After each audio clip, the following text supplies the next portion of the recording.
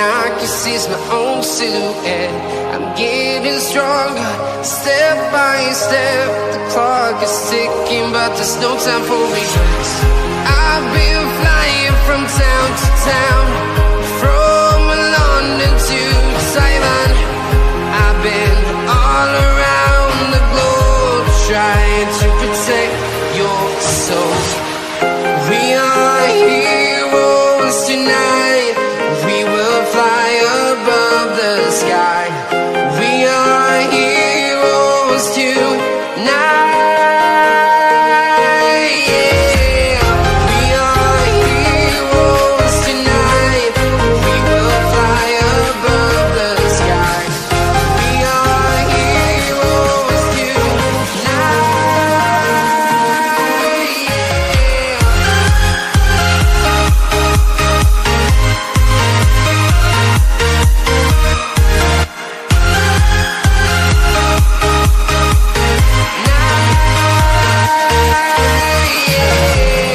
Feel like a dynamite, ready to explore right up in the sky. I need you to listen, I need you to hear, and don't show any fear. I've been flying from town to town, from London to Taiwan. I've been all around the globe, trying to protect your soul. We are heroes tonight. We will fly above the sky. We are heroes tonight. Yeah. We are heroes tonight. We will fly above the sky. We are heroes tonight.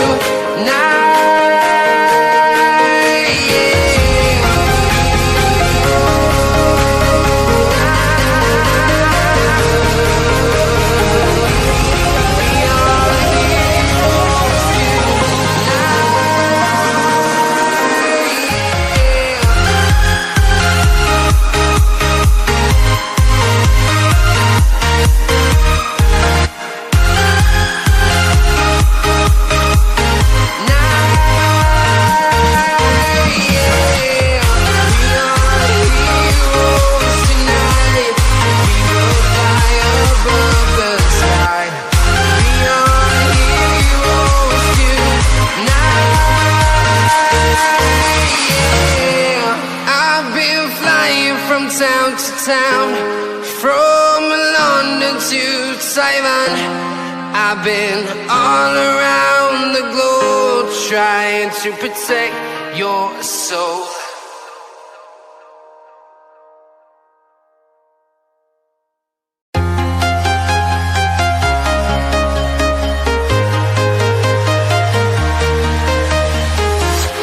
I'm walking alone, the streets are empty. The only thing I can see is my own silhouette. I'm getting stronger, step by step. The clock is ticking, but there's no time for regrets. I've been flying from town to town, from London to Taiwan. I've been.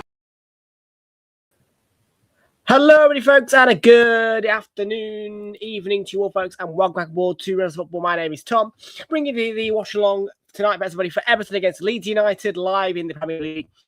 If you're watching the replay, please do actually leave a like on the stream and subscribe if you are new. Thank you very much indeed, folks. Everybody joins here today. Kick off on the way for you at 8 o'clock in the Premier League. Everton are against Leeds United. Good afternoon, evening. Welcome aboard.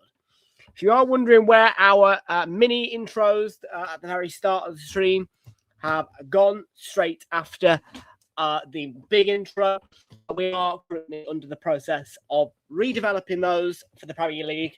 So for the time being, when Premier League content does come your way on the channel, you won't see those, as I am in the process of making those mini intros a little bit more better, because I think myself they're a bit tatty. So yeah, straight into the content.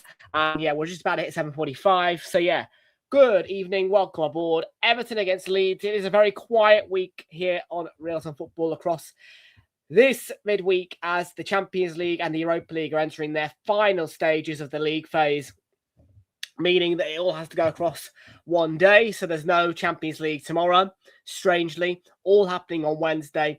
And we will be focusing mainly on Arsenal Kairat, but with all the score updates that you'll need as well across the other games with Spurs, Newcastle, etc. playing.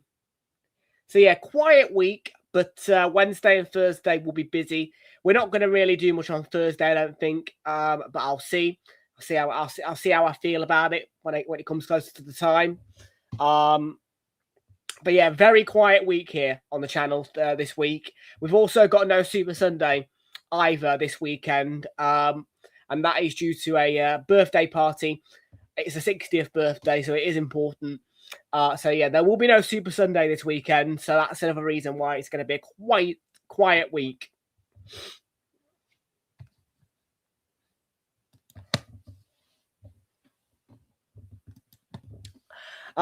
Kumar, how you doing? Good to see you. Welcome aboard. How you doing? And Kate and Jonathan, welcome aboard to you. How you doing? Good to see you. Welcome aboard. So yeah, no Super Sunday. I apologise for that, but I have told you guys a couple of times. And yeah, obviously, you guys all know the attendance alerts. Obviously, originally I was planning to do the Leeds game. Normally, I would be going to that type of game now because of obviously my 3 p.m. rule, but finances can't quite accommodate it. At the minute, so we are instead going to go for the Sunderland game with the Chelsea and Wigan games wrapped around that as well. So yeah, for the one exception this Saturday, we will be breaking that 3 p.m. rule for the Leeds Arsenal game. And to be fair, anyways, with that birthday party on Sunday, it kind of makes sense to just break the rule and watch Arsenal at 3 p.m. for a one-off. But yeah, your attendance alerts for February are going to be Arsenal Chelsea, Arsenal Sunderland, and Arsenal Wigan. And then that is it. February, we are keeping fairly quiet because obviously if Arsenal reach the Carabao Cup final, all money will be invested into that.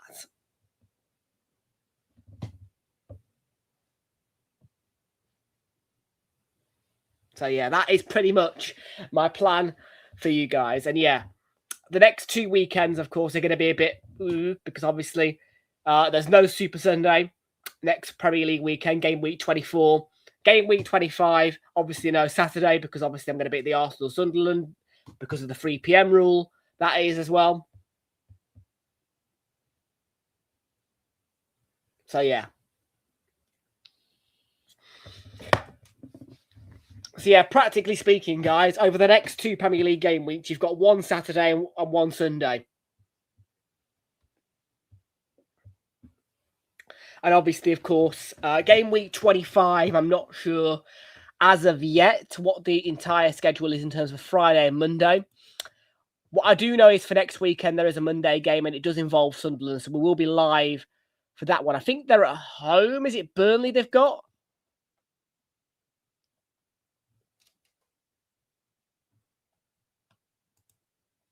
Yeah, it is. So Sunderland Burnley will be part of that. So yeah, practically next weekend, it's going to be a quiet one this week. I do apologise for that. But yeah, Leeds Arsenal will do. I'm not going to bother with Chelsea West Ham. We'll obviously separate time for fan cams. I'll walk the dogs and feed myself. Then at 8 o'clock, we'll jump on for that Liverpool Newcastle game. Obviously, no Sunday, as already mentioned. I'm a bit gutted because that Spurs City game, but like I say, it's a one-off. And it's a 60th birthday. And then obviously, yeah, back on Monday, Sunderland Burnley, then match week 25. There is a Friday game, Leeds Forest will be on for that. And then, yeah, no Saturday. Bit of a shame because I'll be missing that Man United Spurs game. But otherwise, we'll be back on the Sunday for Liverpool Man City and Brighton Palace as well.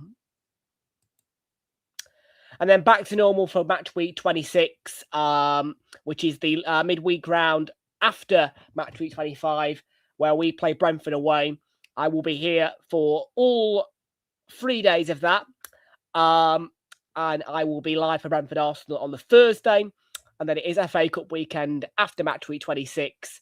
And that means that I will be obviously at the FA Cup this time. And yes, I will be in London for the Arsenal Wigan game. It is a 4:30 kickoff on a Sunday.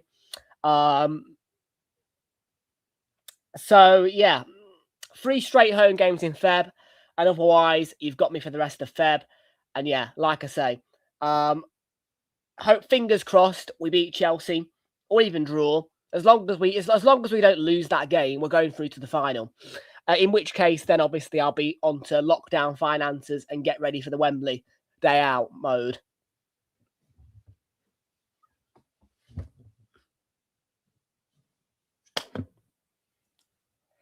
And because obviously, of course, as well, you guys have to remember that whilst I have to juggle the finances to go to the football as well, obviously, on top of that, I've got a new vlogging camera. I'm trying to make sure that I hit my deadline of March to get that. So yeah, it's busy.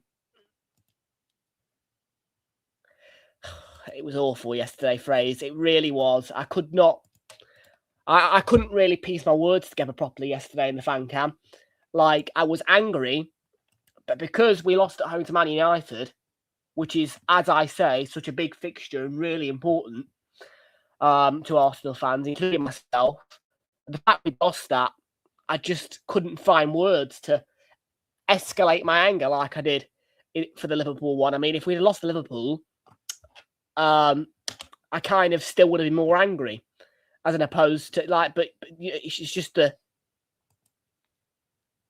sometimes you're that angry that you can't properly emphasize it in a fan cam, and that's what happened to me yesterday. Really, I mean, yeah.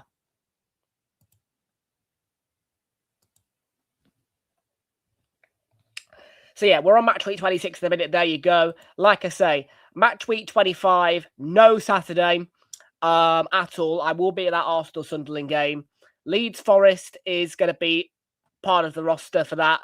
Match week 24, which is next weekend. No Sunday action at all, but I will be here for that Leeds Arsenal game and Liverpool Newcastle. Like I say, don't normally do it. Very rarely will I do it as well, but on this occasion, we are breaking that 3 p.m. rule as a one-off. Yeah, it is all down to finances, because you've got to bear in mind that obviously I'm not rich. So, because of that Stamford Bridge trip, I kind of had to pull the Leeds one out of the window, and I had to also think about February and the FA Cup and obviously all that. So yeah, sometimes around this time of the year, the Carabao Cup and the Premier League are okay to juggle, but when you've got the FA Cup jumping in and the kind of, because obviously last year, even if I was to do the Newcastle game, it would have been convenient because I had the home game, the home leg first, and then the second leg away. So yeah, until I get monetized, really, either one of February or January, I will come short and I will go, right, I have to break my 3 p.m. rule, because it all depends, really, if you get to the Carabao Cup semis, which way round the legs are.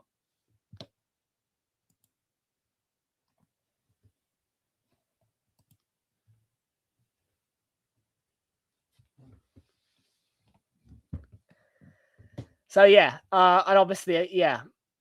So anyways, I'm talking with waffles here. So yeah, we are breaking the rule next weekend. Leeds Arsenal will be live on Realltom Football.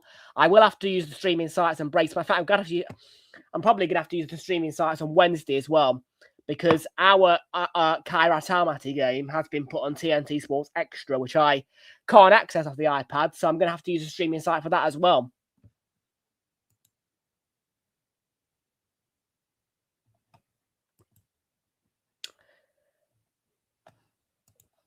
And I tell you what, Hazza, once the 3 p.m. blackout goes, my choice of what matches I attend will become a lot easier to handle. Because, yeah, the reason why I hold this 3 p.m. rule is because I don't like doing 3 o'clock kickoffs anymore. I don't like the streaming sites at all. I can't bear them. And I want to make sure that I get the best quality of viewing of that match. And also I use it as an opportunity to get out to places like Turf Moor. And like I say, I could have sat back and watched that Chelsea game here.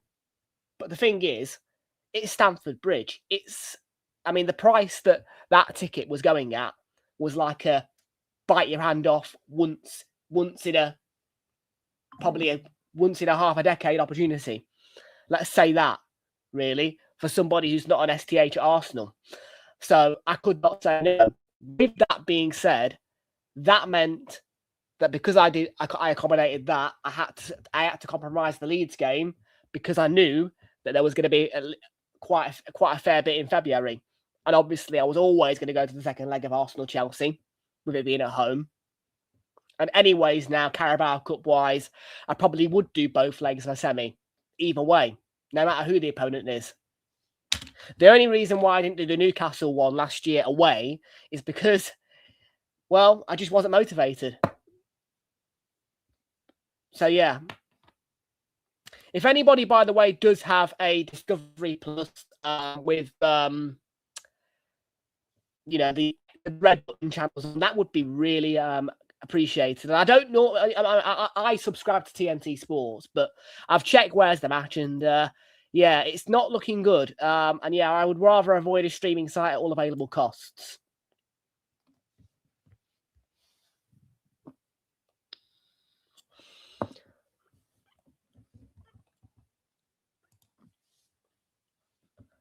So yeah, let's have a look at the teams then. Pickford in goal for Everton, a back four for them today. Vitaly Mykolenko, Jake O'Brien, James Tarkowski, and James Patterson. In the back four by the midfield, which is split into two parts, seeing your defensive two of James Garner and Idrissa Gana game. Behind the attacking three of Dwight McNeil, Armstrong, that's Harrison Armstrong, and Iliman Ndiaye.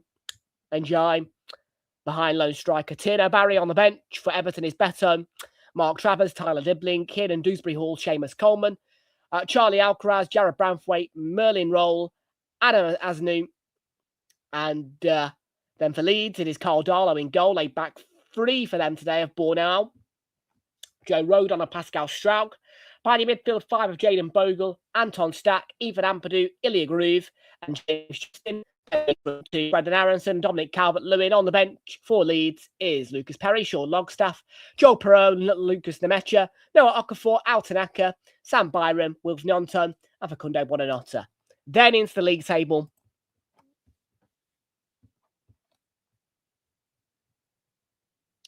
We do have Leeds in 16th. They have the chance today to move on to 28 points. Level on points with Palace and Spurs. Goal difference-wise, if they can win by 3 or more, maybe they'll move above Palace. But otherwise, it's going to be a case of level on points, but still 16th. But obviously, 3 points clear of Forest, who had a huge win at Brentford yesterday. And yeah. Then for Everton, I'm going to have to go quickly here because I think I need to unlock the door. 33 points if they get a draw, level on points with Sunderland and Newcastle. They would go above Sunderland because of the goal difference. And if they get the 3 points, they'll be able to 35 points. 1 point above Fulham and 1 point behind Liverpool.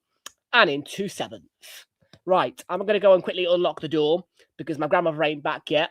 And I don't think I've unlocked the door. So bear with me, and kickoff is about to commence. So I will be quick.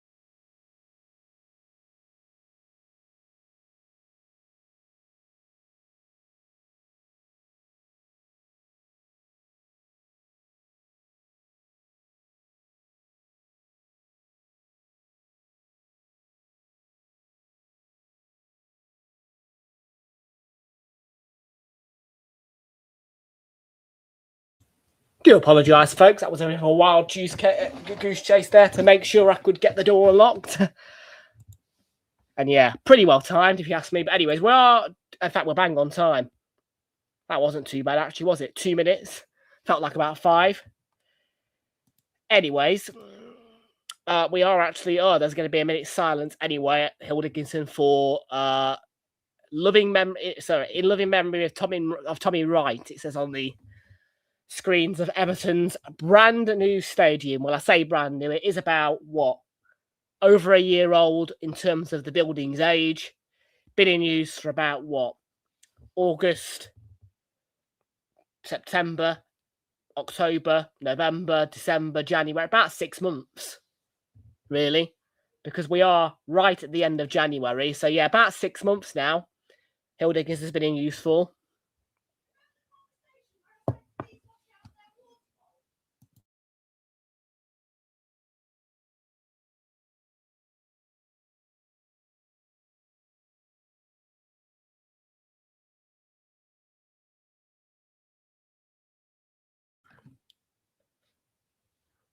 So, yeah, about 6 months old, Hill Dickinson, like I say. And, yeah, moments respect there in favour of, in honour of Tommy Wright. And, yeah, very quiet week, like I say, with us.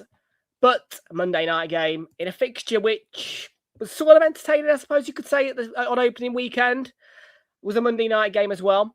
We watched it, and I think Leeds won off a penalty.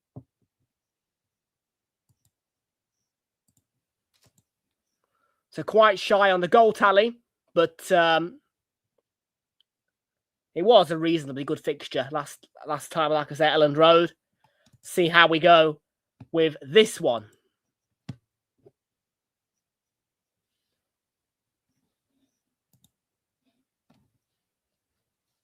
Officially opened, to the public, or...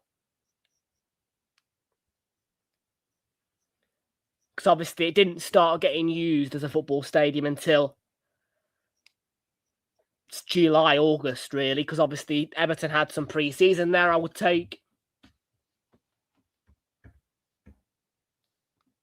Now, new homes don't always mean bright things. And in Everton's case, they have had some pretty bad score lines against them at home.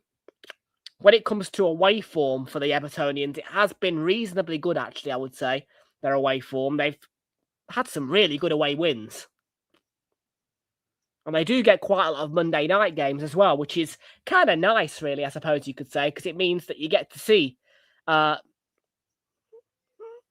bit of Everton just, without anything else, really, in and around it or surrounding it.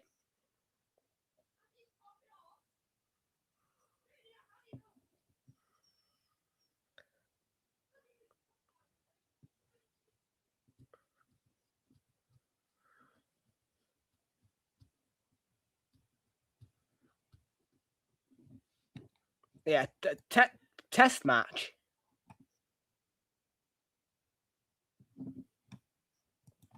I thought test matches were in cricket, probably just a friendly, something like that. I don't know. I mean, obviously the under-21s will play. Well, I mean, if you look on the Premier League's website, actually, there is a kind of under-21s table, I think.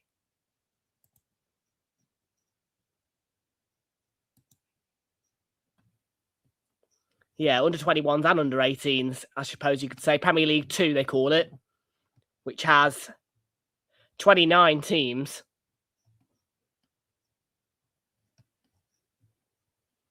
Now, this is something I want to address, actually. Reading. I don't see them in the Football League. Are they still a club, or...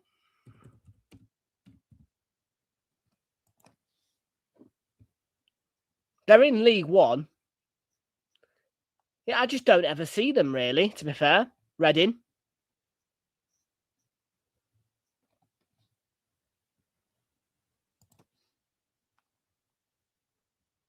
A match, yeah. No, it's all right. When I normally hear when I normally hear test match, you know what I mean? I'll think cricket. Do you know what I mean?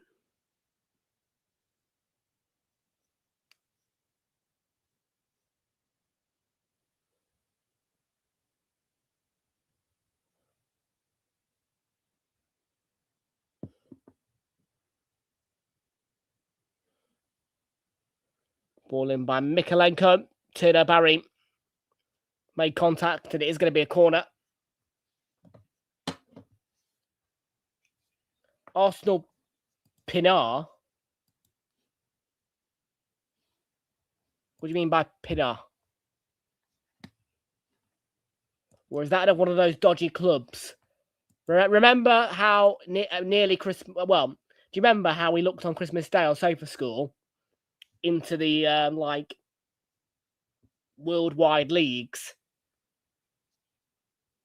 And there is some dodgy clubs.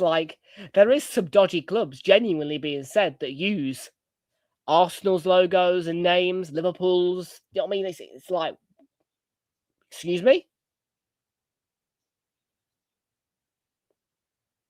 Like, one of them was using our badge, but like a black and white version. I was sat there thinking, well, flipping hellfire, that's copyright. You can't do that. I mean, look, yes, they're halfway across the other side of the world, but still, kind of disrespectful.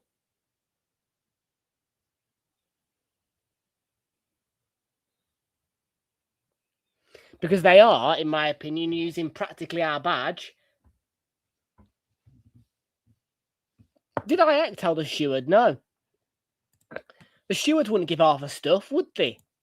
I mean, where was it? Argentina or something like that? I think it was Argentina. Somewhere like that, anyway. Somewhere South America kind of out of the way. Nah, but come up with your own name.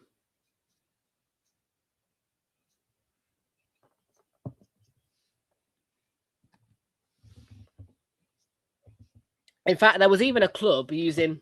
I'm not sure if they were calling themselves Liverpool exactly, but genuinely, like... It was like the badge of Liverpool. Like, it had the Liverbird on it. Now, that was just a weird day, really, that I was looking to see what was going on Christmas Day. There was a few games in Saudi, I think, and all that. And then, yeah, I just was deep delving into SofaScore, and I saw all this absolute bloody nonsense, I suppose you could say, really.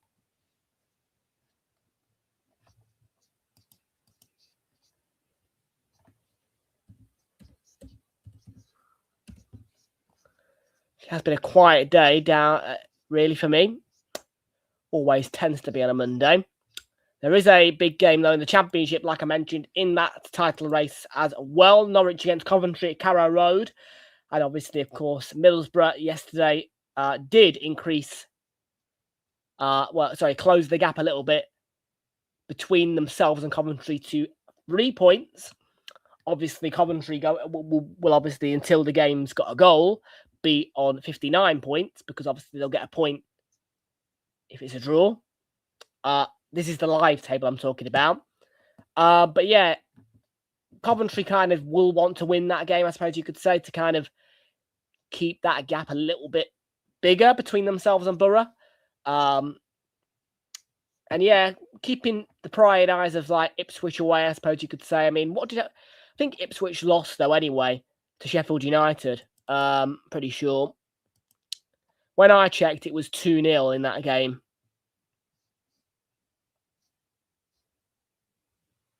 Yeah, they did get beat, so...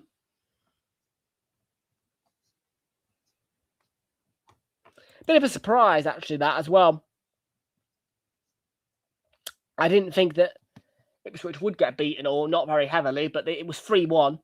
I suppose that kind of logic was purely down to the fact that last time them two played, I think Ipswich beat them 5-0 or something daft like that at Portman Road.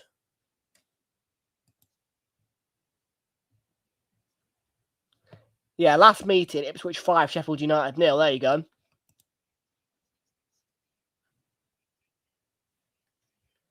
Yeah. That must have been directly before the Arsenal Palace game, I think, that I noticed that Arsenal Pinar, or whatever they were called.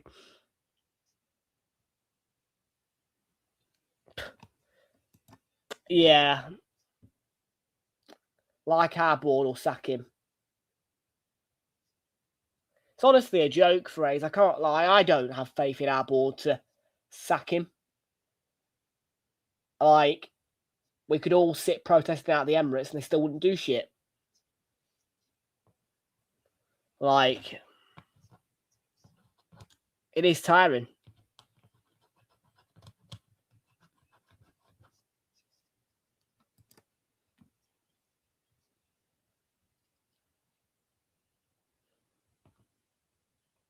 And genuinely, there's no reason for us to have cocked up in these last 3 games in the Prem.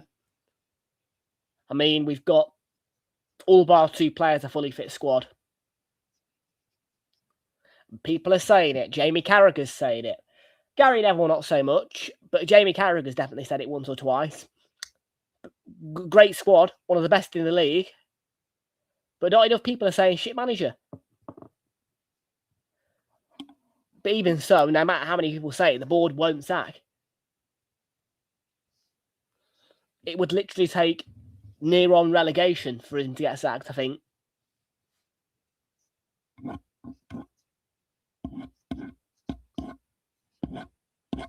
Too much faith, too much time.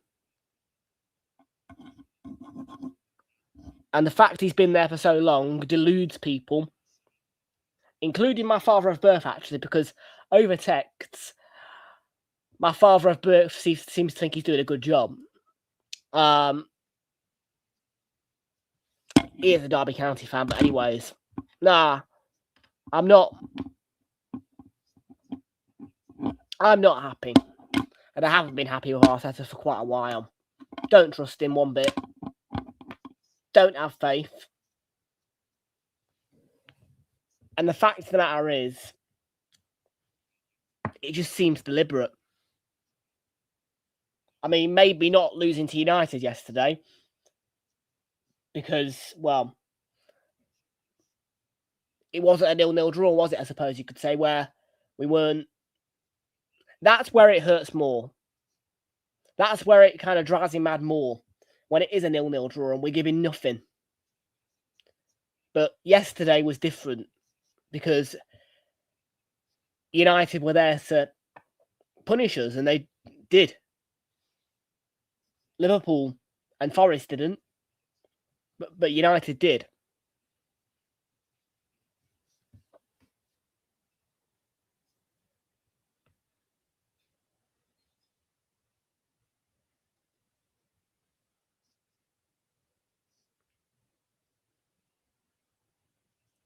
I mean, I would say it now, but I did have a bit of a kind of concerned kind of feeling in my gut about that game all along, really. Never particularly look forward to United Arsenal, because, you know, you don't know. I mean, it can be one that goes wrong. And it has gone wrong over the years, really, particularly at Old Trafford, you know, 1-1 draws or 3-2 defeats. I mean, I think our last loss there was either a 3-1 or a 3-2, and I think one of those was Carrick, so.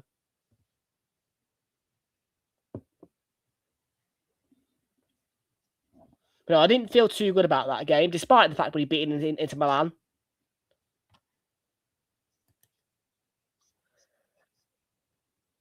No. And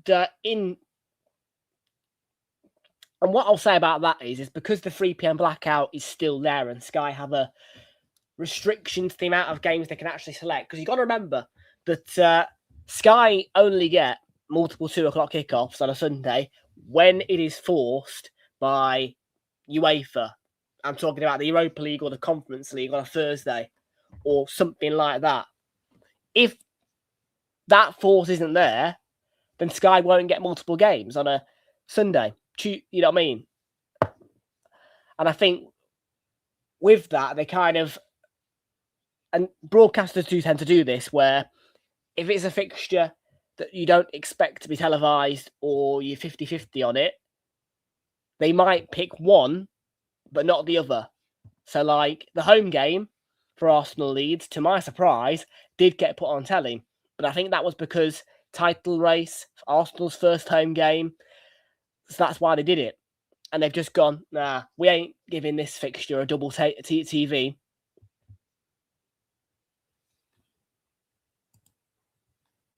The biggest surprise in broadcasting, I must say, was back in the year when Southampton first got relegated and Arsenal drew 3-3 with them at the Emirates, that Sky had both fixtures on TV. That was a big surprise.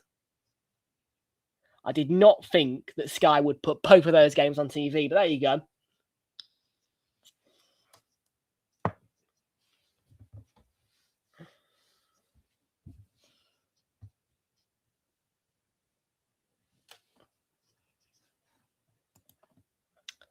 That's exactly why I implemented my rule, or at least I tried to, with Leeds corner here, by the way. Anton Stack over it.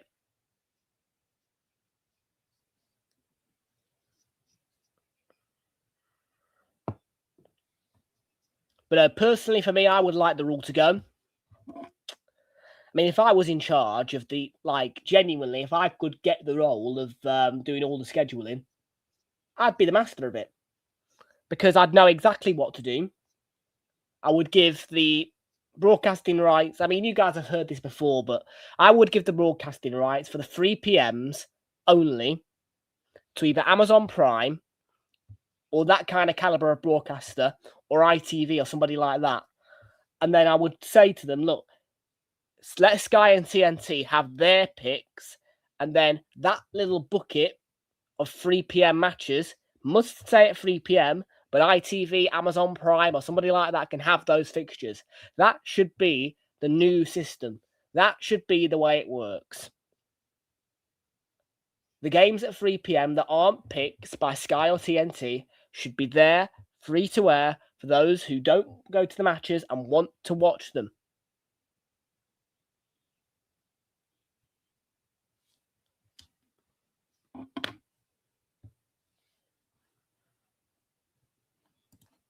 Exactly.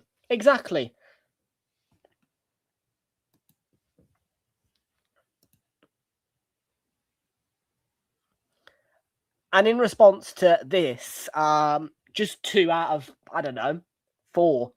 I mean, sometimes you can get 6. The most normally nowadays is 5. But I would say if you're going to have any on, they all should be on.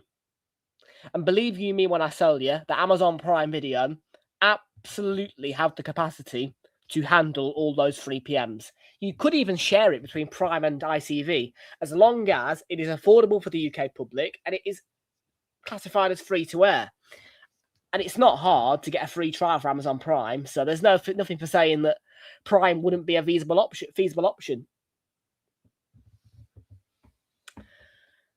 But I think the worst case scenario is Netflix getting the rights. Prediction from Charlie Thompson is 2-0 Everton. Big up to you. Portsmouth logo there on your... That looks like it doesn't look like Fratton Park, but it looks like the Portsmouth logo on a stadium.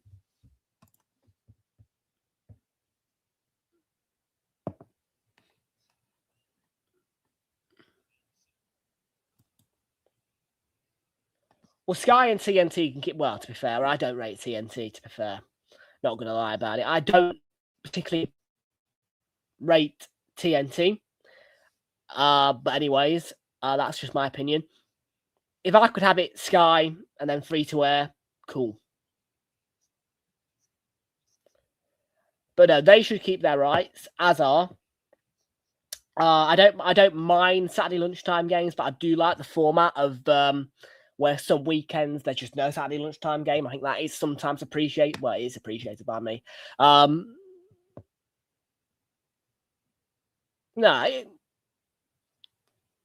if the Premier League cock it up, I'll call it out. But it's not the most complicated thing in the world to...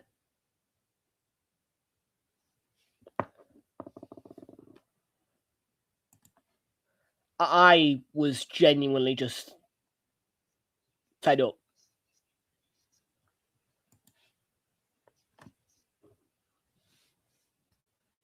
And I ended the stream directly on full time yesterday, Diana. The reason why I ended that stream directly on full time is because if I didn't, I would have been silent for about 10 minutes.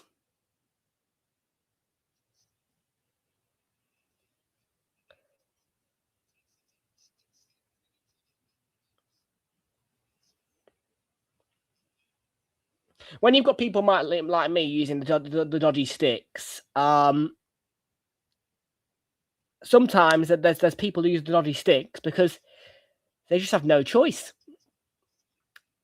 I mean, people will happily pay the subscriptions,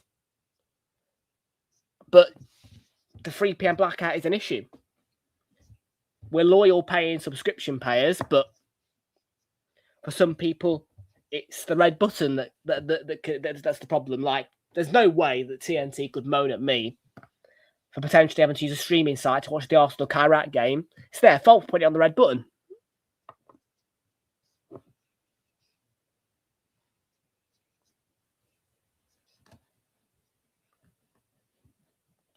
I know, but I can't put up with it.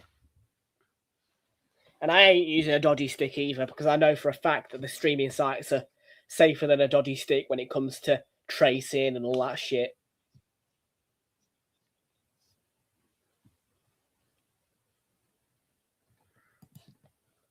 Yeah.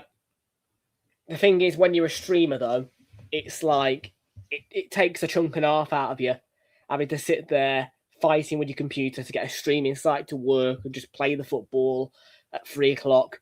So that's why I just basically banished, bit of a traitor's word there, but banished 3 p.m. games off the channel. All bar the one exception of the game on Saturday.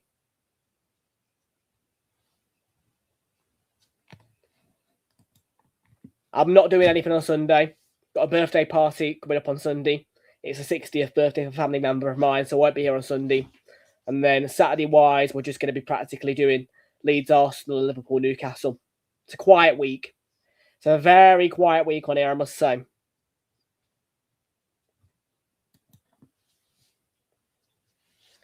I'm not talking about yesterday.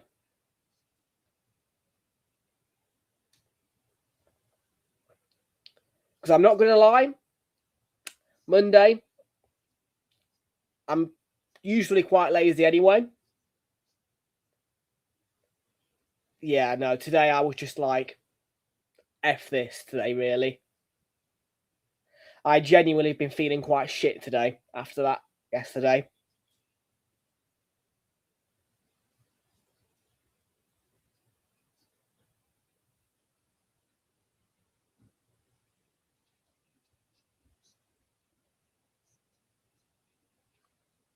It was a bad day yesterday. Bad day. It was not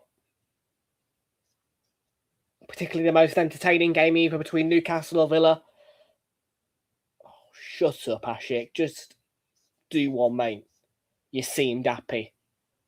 Wind-up merchant. Absolute wind-up merchant. I'm not buying... I don't want... Yeah, lies, mate. Lies. You seemed happy. You always say that.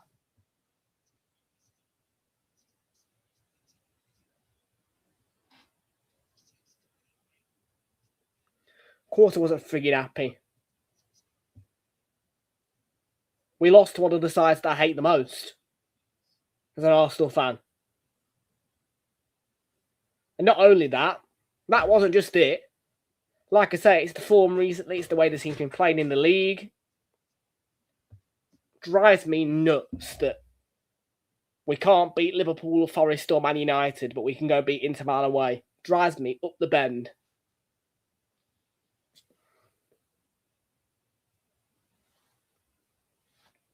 It really does. Because I don't give two tosses about the Champions League right now. Like, I want a Premier League title, not the Champions. I mean, look, okay, I take the Champions League, but I want a Premier League title first. If Aston Villa win the league title, then that is the end of the world, really, for Arsenal fans, I must say. They can't win a league title. If we bottle it, which will be a disgrace,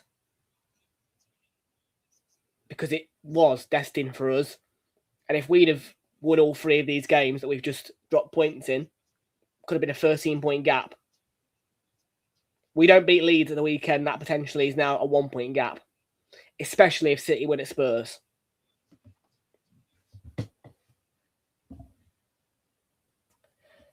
So no, really, if I'm going to lose it, if we're not going to win the league, then I'd rather City win it over Villa all day.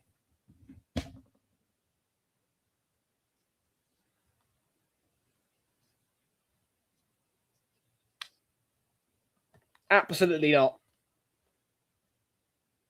The Champions League is a great thing to brag about. It's a great thing to win. But it should always be about domestic pride first. And when you've not had domestic pride, such as a Premier League title, for 22 years, then I'm sorry, but Premier League title comes first before continental European pride. We were supposed to have a Premier League title, ideally, 3 years ago. Or at least 2. But yet, I mean, these past 3 out of 4 years, we have bottled it. Last year was kind of more of just a whole entire depressing season because obviously it wasn't the expected opponent. It was Liverpool, and they just ran away. This year, it has been in our hands. City have not been at their best still. They've been good, City. I'm not saying they've been really bad, but bad enough for us to be able to say we should be winning the title this year. We play like absolute bottle jobs. And not really since the United away game or the Spurs game have I seen us play well or win a big game.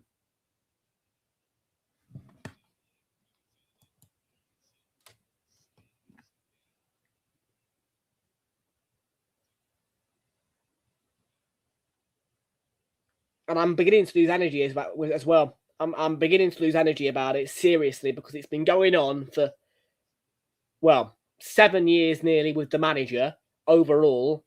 But this whole failure to win a title facade has been going on for nearly 4 years, going on 5. And the thing is, you just look at each match and you wish the manager was sacked. And you just the board ain't going to sack him. Every time I look at that guy, I know you're getting away with absolute squat. For me, on a slot, obviously. I'm sick to the back teeth of Arteta as an Arsenal fan. But I know the board won't sack him. It is going to have to take an absolute catastrophe to get him sacked.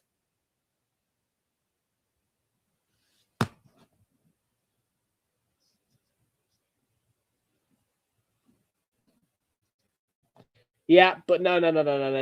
That's it. The boring football has turned into us not scoring goals, us being sloppy at the back, because I'm not being funny, we've conceded a lot more goals recently than what we had back in October, November, December.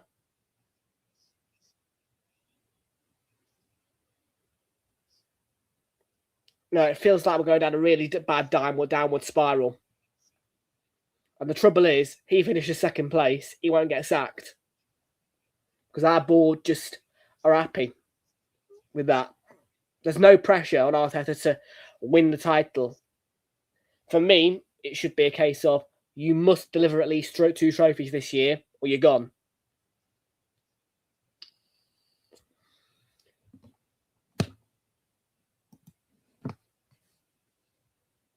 And that's what I'm saying as a fan. I want at least 2 trophies this year. And I will be furious if we bottle the Carabao Cup as well. Goal. 29th minute, and it's been smashed in by, I think, James Justin for Leeds.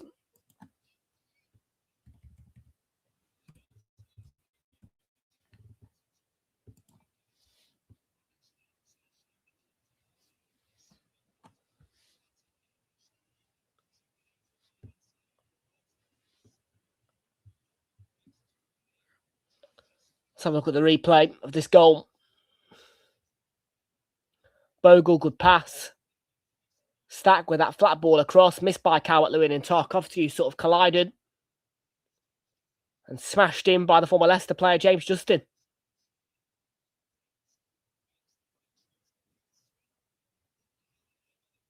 Aronson left it for some reason, but hey, goal for Leeds, 1-0.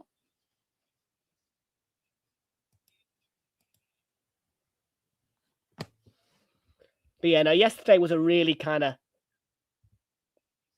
sad day because it would be probably a case of if we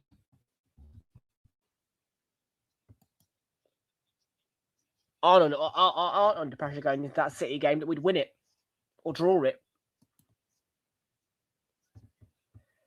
And it was just the right kick up the teeth. It was just the right kick in the teeth, really, because it was a home defeat to United, and obviously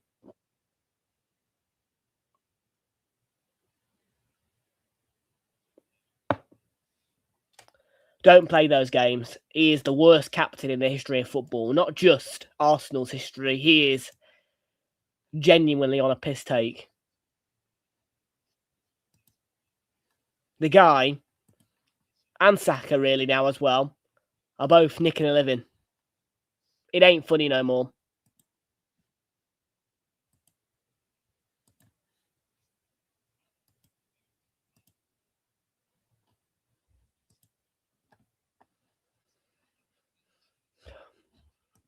It ain't funny no more.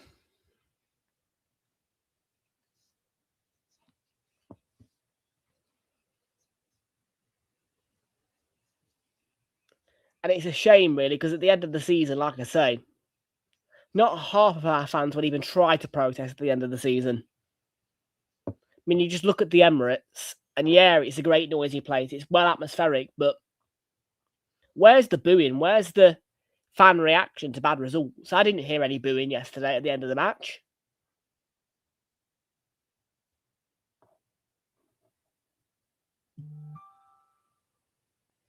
Like, our fans probably wouldn't even try to protest, but they should be.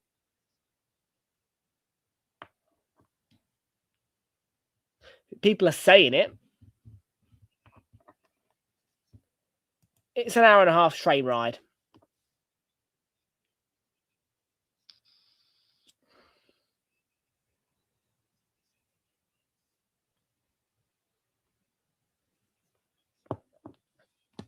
The thing with you guys is, I think that if you guys genuinely wanted Slot gone, you'd protest. That's what I'll say about that. Liverpool are the type of fans you would. But the thing is, the actual ultras of Liverpool ain't too bothered and don't think Slot deserves to be gone.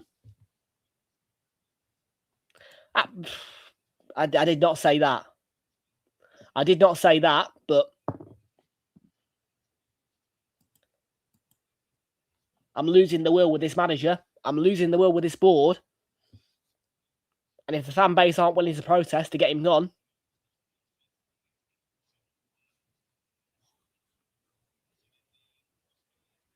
you know what I mean? I'm willing to protest to get him gone. But you've got 60,000 more people in the stadium who need to join in, really.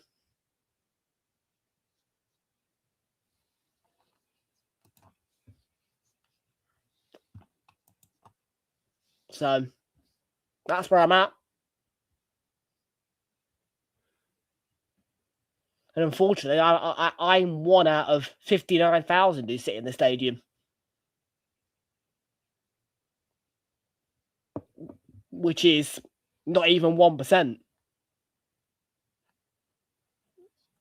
I don't even think 30,000 would be enough to make the board act. I don't even think the board would act if the entire crowd started doing or protesting.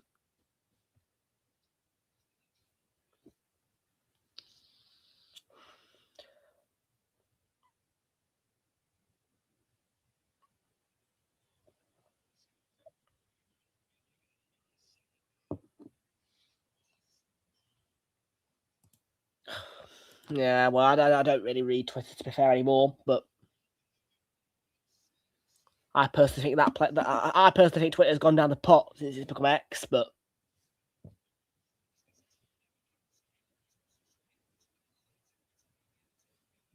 yeah, but the real problem is our board. Why ain't you sacking him? Why wasn't he sacked 3-4 years ago? Back in the season where we lost the first 3 games and were absolutely god-awful. Got beaten 5-0 by City one season. Should have been sacked then. Should have been sacked the first title race when we got beaten 4-1 by them at the Etihad.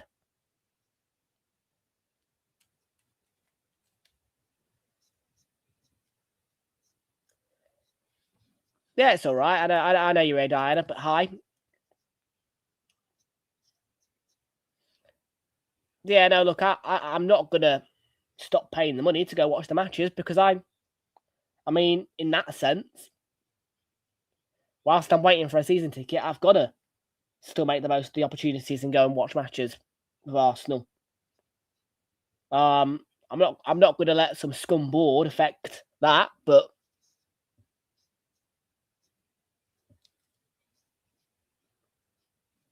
it's just tiring.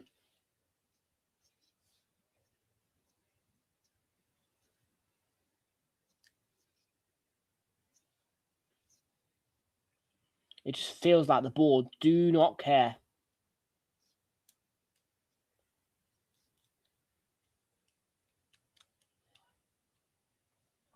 So,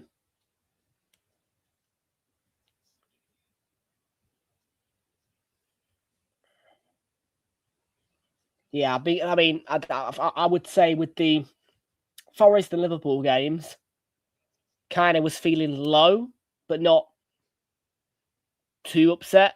Now, genuinely, I feel quite low because yesterday was a day where we were under pressure to win. And those 2 Forest and Liverpool results have come straight off the back of City losing or drawing. But that was actually a game where we were under pressure, and that was a big rivalry as well. And we just did not deliver. I am losing faith.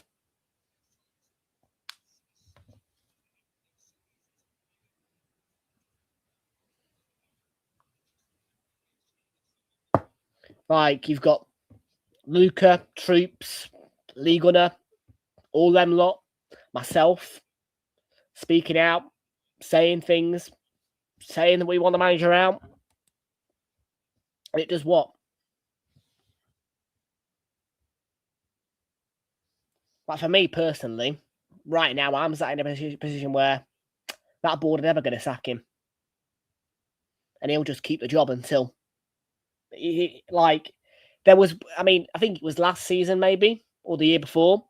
He'd come out and said that because he didn't win the title, he was thinking of resigning. Didn't. I thought that was an utter load of bollocks when he said that. And it was all down to just pleasing the fan base, I bet.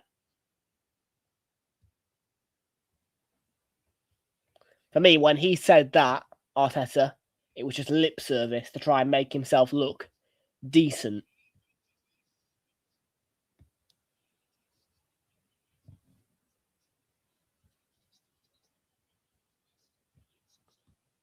Quite frankly, I'm not falling for the trap. The Arteta trap, and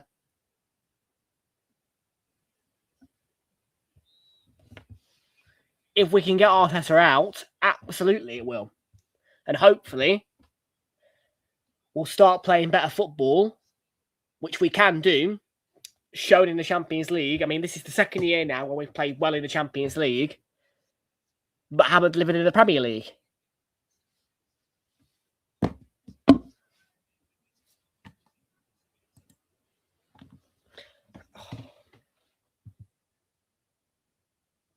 I mean, look, if he wins the Carabao Cup, which I expect him to do this year, I'll go for the day out at Wembley.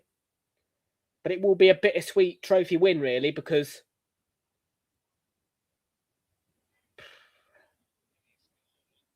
it's a cup, but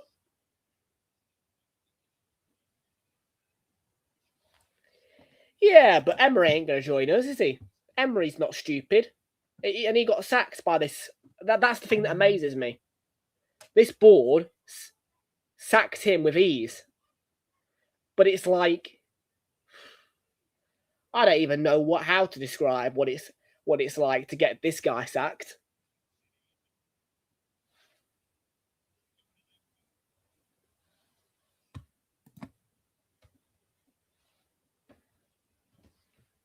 I mean, okay, the board is slightly different now because we've got a different sporting director, but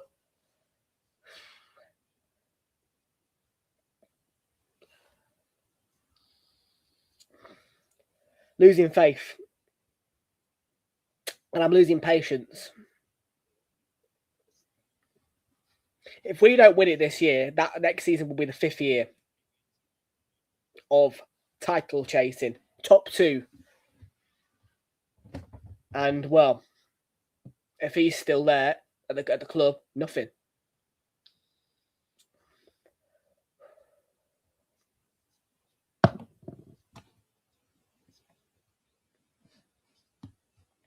He hasn't done his job. He hasn't done his job. Competing is not enough. You don't sit there competing for 4 years and bottle it 3 out of those 4 years. First year, okay, I'll accept that because, you know, it was the first time in a while. Second year, we had it in our hands, lost to Villa, title was gone.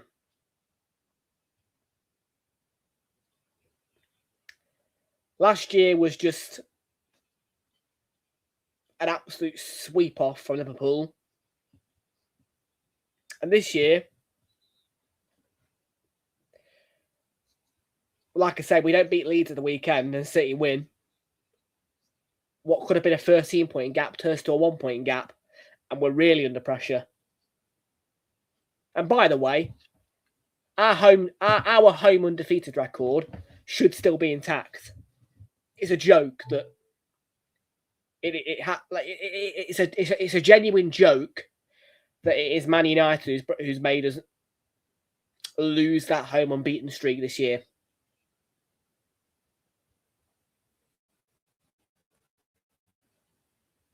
Like, imagine we don't lose at home for the rest of the season, and the one home defeat you've had is Man United. That hurts. Because I would expect that to be a Man City, really, or a Liverpool or somebody like that to do that to us, not United.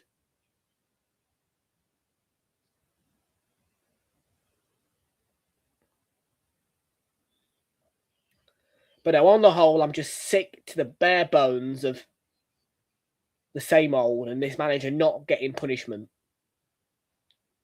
for not delivering.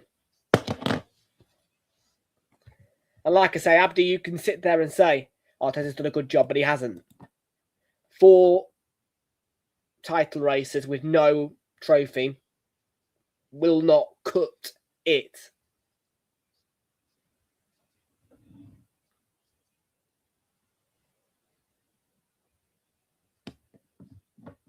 Nah, well, Slot will still be at your club. Fenway Sports Group will not sack Slot this season. Slot will still be the manager at the start of next season. And I would bet money on that. But I would also bet money on the fact the exact same thing will be with Arteta. Because our board are just utterly useless when it comes to getting this guy gone.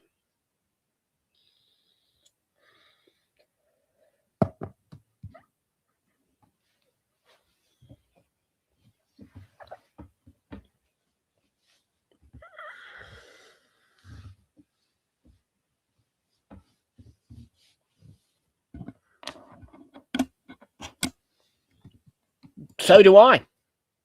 Well, at one point I did. No, I tell a lie. At one point, that was the case for me. But I have that little faith in the board that it would genuinely be a huge surprise and an absolute party for me if he got sacked. Like, genuinely, like, if I was to get a notification right now, Arteta sacked, you would see party mode out of me in pure relief and shock. That's the point it's gotten to, and that's how long I've been waiting for this guy to get sacked. Now, I don't believe Fenway Sports Group will sack him this year. I'm sorry, but FSG do not have a very good manager sacking record. They aren't particularly a board who are like Evangelos Marinakis or the Spurs board or the Chelsea board. So,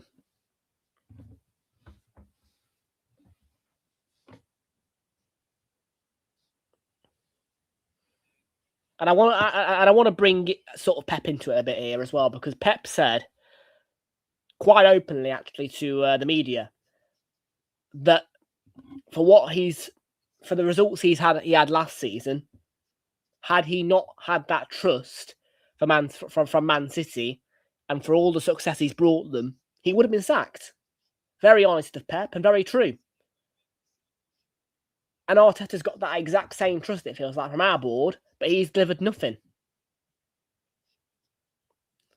Other than the FA Cup, which, by the way, was practically just him finishing Unai Emery's job.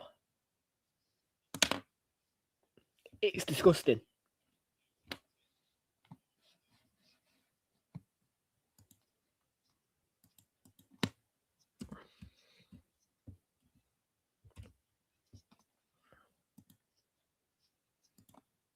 So yeah, you'll see me happier when he's gone. Up until that point,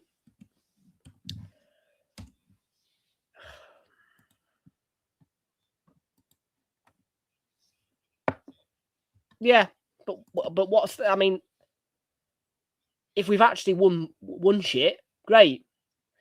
One of those Community Shields was because Man City won the FA Cup and the Premier League, and we finished second place. It was practically the second place trophy. We didn't win a trophy to get to the Community Shield, and let's be right about it. Very normally, in order to reach the Community Shield, you have to be a trophy winner of the FA Cup or the Premier League. The Community Shield is supposed to be FA Cup winners versus Premier League winners. But that was first versus second, because City won the FA Cup.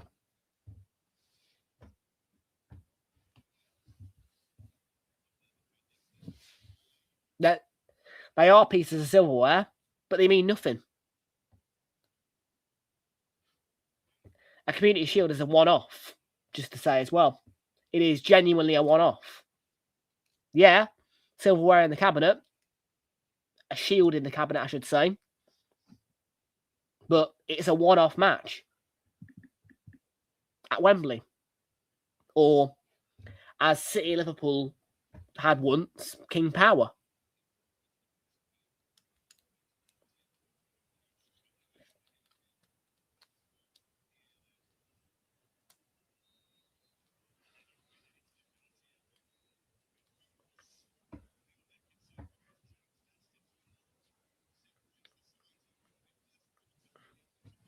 Genuinely, I would love there to be a way if the board could just hear what people like Lee Gunner are saying each week and just go and just react. Because there is enough evidence from certain people on YouTube of genuine true facts being spat out, and there is evidence clearly to warrant that guy getting absolutely sacked. And I mean, and genuinely, Arteta is one of the most deserving managers of a sacking in this league, probably in the world right now.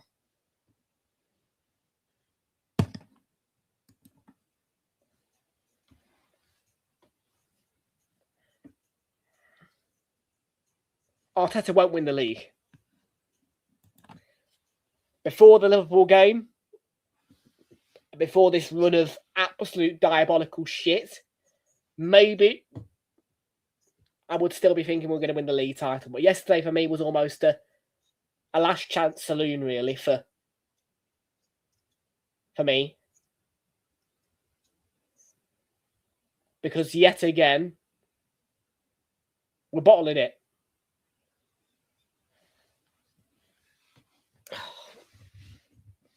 All 3 of the games we dropped points in, we should have won. Fair play to United, though. Yesterday, like I say, they deserved the win. Absolutely, they did. Scored 2 goals outside the box. And we were utterly crap again. And I blame it on Arteta. And only Arteta.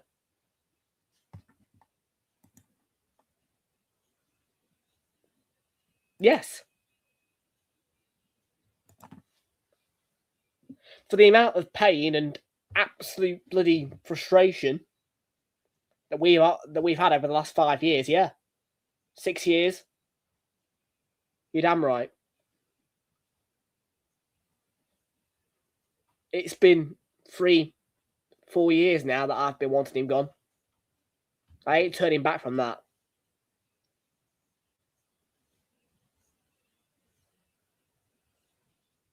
He is deliberately, or maybe not deliberately, well, you get the point. Arsenal fans should have been able to celebrate a long time ago before this season, in the last 5-year period.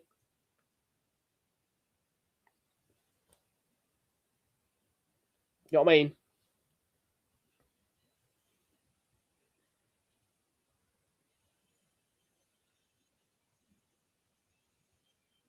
And really, it should have been 23-24. 24-25 was a bad season, like I say. Liverpool completely steamrolled it last year.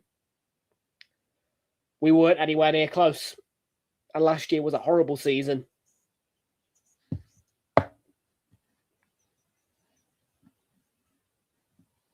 But this, for me, would be the biggest bottle of a title yet.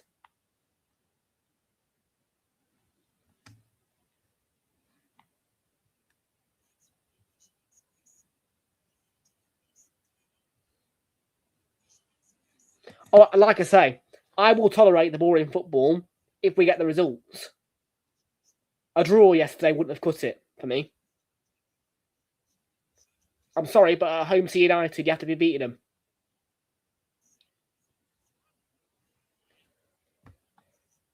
Drives me utterly insane.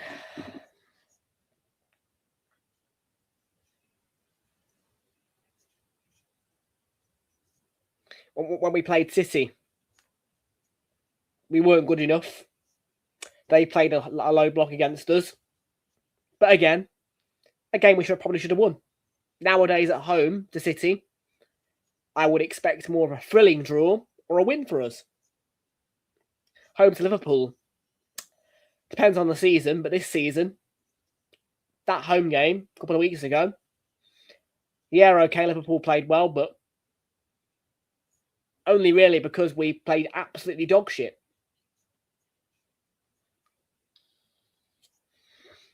Fed up.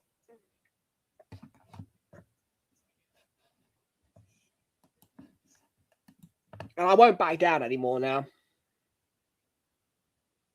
It is far too late for me to sit here and just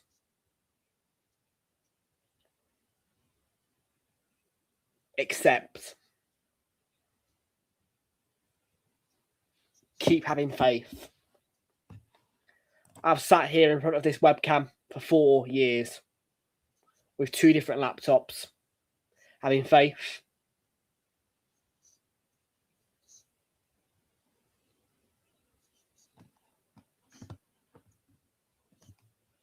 And roughly 3, 6, 9, 12 different Arsenal shirts, having faith.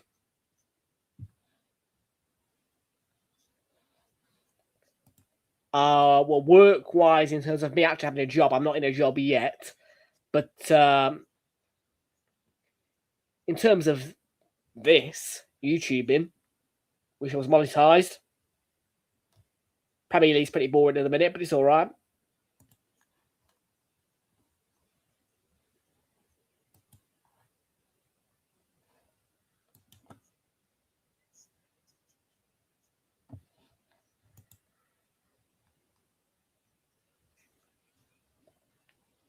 I mean, Premier League has been boring for the past 2 years, really.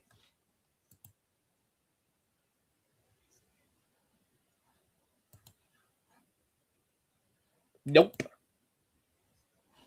Nope.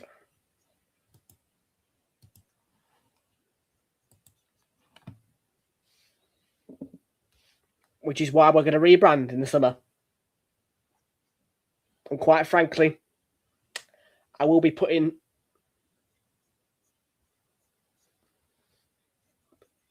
a job first. Arsenal first, as opposed to sitting here watching the Premier League all the time. There isn't much point in me sitting here watching the Premier League and making no money when it's boring. UFC for life, welcome to you. How you doing from Twitch? Flix, how you doing? Good to see you. Welcome on.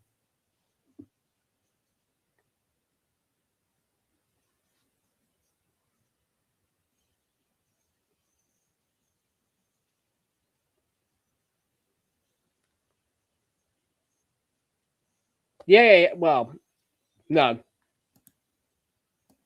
No. Not at 1 a.m, no. Because firstly, I live in a house with somebody else. Wouldn't be fair. Second of all, too late. Like, I love football, but I want to be in bed at 1 a.m, not watching England.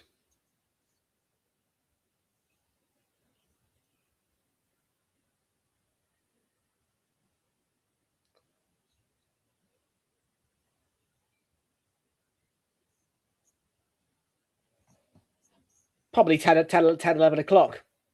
Kick-off time. Like, I'll probably do all of England's group stage games, but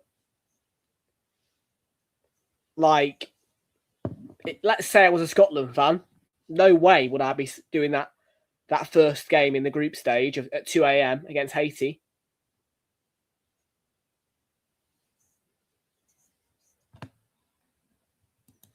It's a shit place to do a World Cup, though, Abdi. It's a place that's a hot climate. It isn't really a football-loving place.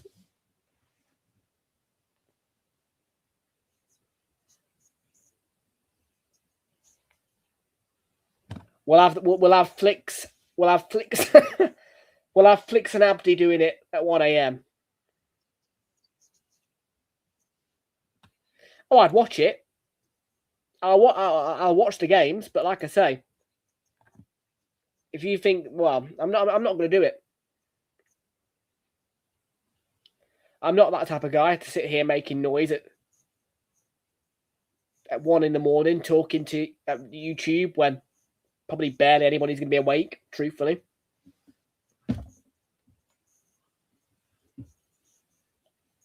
Yeah. I'd rather they did it in Qatar again. I mean, look, okay, whilst it means a boring summer, that Winter World Cup was almost perfect. Kickoff times were entirely in like the kickoff times for that Qatar World Cup were beautiful for the UK. Really, couldn't moan. I mean, the 7 o'clock was a bit of an issue. I won't lie about that. 7 o'clock was a bit of okay, really, but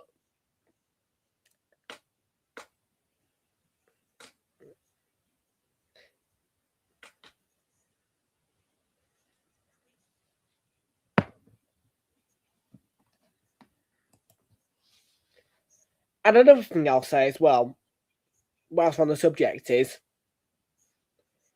in terms of the rebrand of the channel, if I do get a job now, at least by the Euros, which are in this country, I'll be more financially stable, and hopefully we'll be able to be a bit like a JYSM or a Fogden or a John Nellis in the sense of going to the matches and covering it like they do.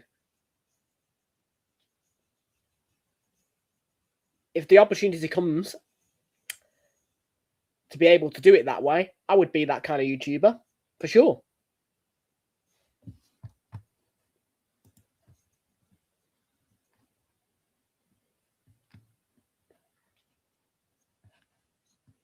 think all this boycotting stuff is about if they invade Greenland.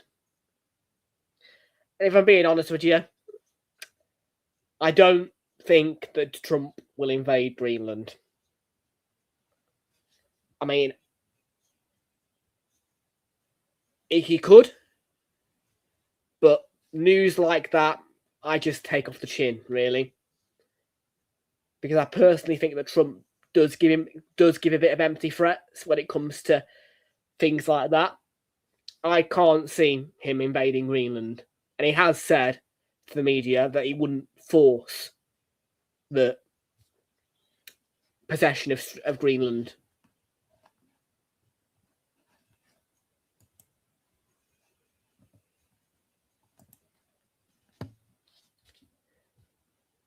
Oh, FIFA would have a nightmare though, wouldn't they? They'd have to rebrand the entire thing. They'd have to change the colours. They'd have to honestly, it would. If they're gonna do a boycott, it needs to be happening ideally now, because FIFA are going to want time to rebrand the World Cup, aren't they?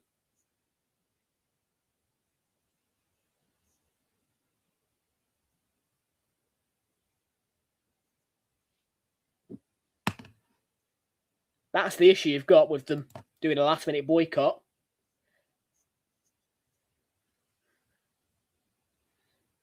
Because, well, you could end up with the World Cup in, I don't know, Poland, with Mexican and Canadian.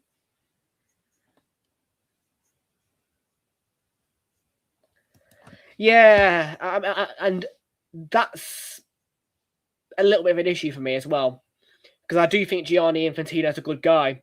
I think he's a good president, speaks very good English, very good with the public. I mean, I thought what he did with IShowSpeed was class. But him just sucking up to Trump is kind of making him look like a bad FIFA president, when in fact, actually, really, all bar that, he's quite good. I do rate Infantino, but when he's doing stuff like that, nah.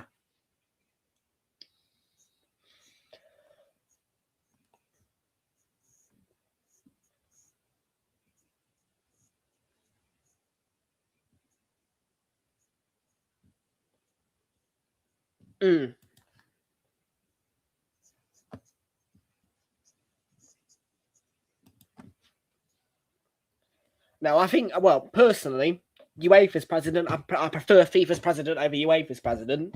However, UEFA's organisation of tournaments, I'm talking about more or less this kind of period, have been way better. I mean, okay, for England, that Euros in Germany was not great.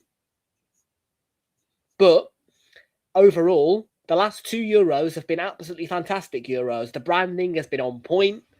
UEFA have got it right. The locations have been right. It's all been set up right. That FIFA Club World Cup was completely ruined by two things: the zone and the location.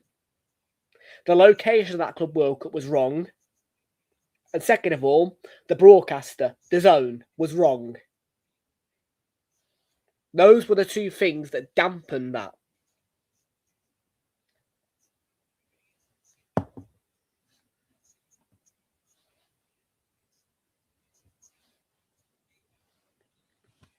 The problem, my big problem with it, to be fair, was the zone more than anything. The tournament wasn't too bad, although it wasn't great. But the thing that really made it just unwatchable for me was the zone, the broadcaster.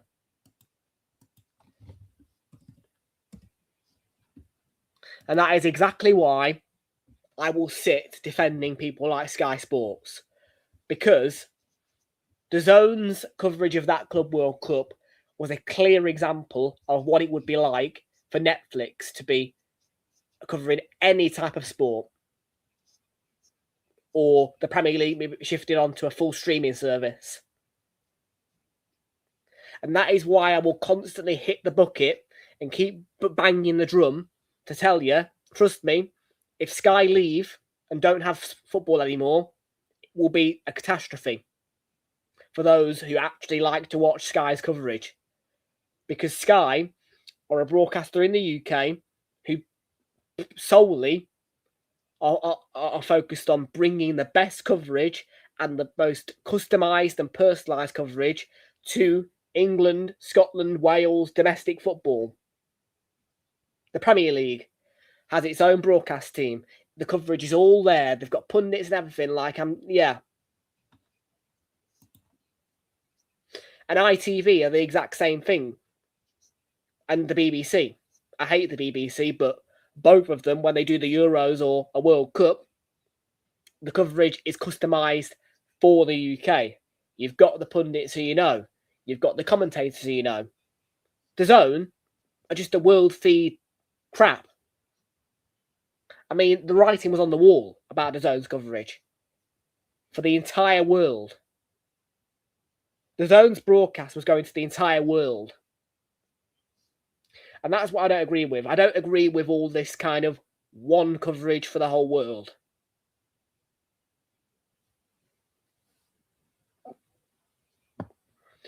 So no, I will sit and defend Sky's back, because personally, for me, whilst the cost may be heavy to pay for Sky Sports and TNT, at least the coverage is good.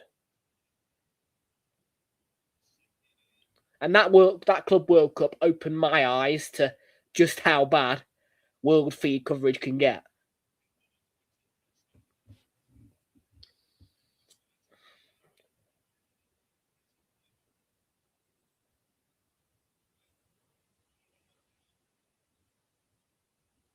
And Fraser will also be able. Well, I'm sure people will relate to me when you can see that if you don't pay for the Zone, and let's face it, nobody pays for the Zone really, unless they're into boxing or shit, because it ain't normally It ain't normally for football. They did the free version for the Club World Cup, but oh my days, adverts all galore, largely saying upgrade to the Zone Premium now. No. It's a FIFA. It should be free to air. It was, but it was shite.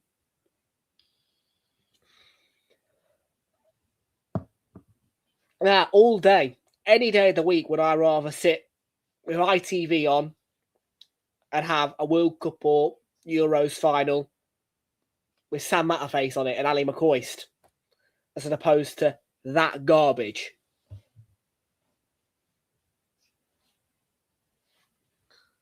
And Channel 5, yes, they contributed in the sense of they had a deal. They did cover a certain amount of the games on their end, terrestrially. But there was no customization to the coverage at all. And that was a huge issue. Because you would think that if they've got a deal in the UK, they would at least make it more watchable for the UK viewers. But no. For anybody who likes to watch sports coverage, that was a horrible platform for the Club World Cup to be on. Horrible.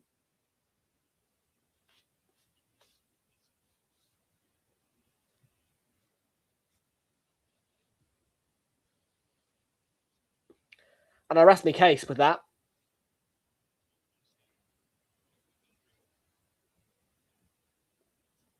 And I can tell you right now, UEFA would never sign a deal with the Zone. Never. There will never be a case of UEFA putting a deal on with the Zone for that kind of... I'm just saying it as it is. That will never happen to a Euros or an actual World Cup. Thank God.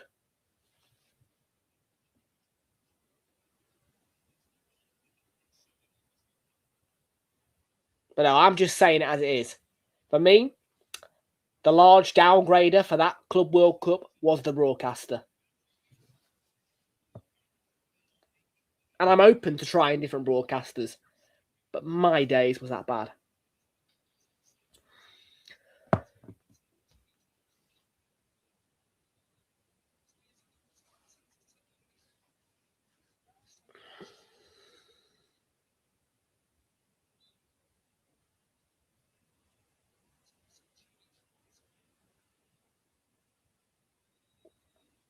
Right, well, 1-0 Leeds right now in this game.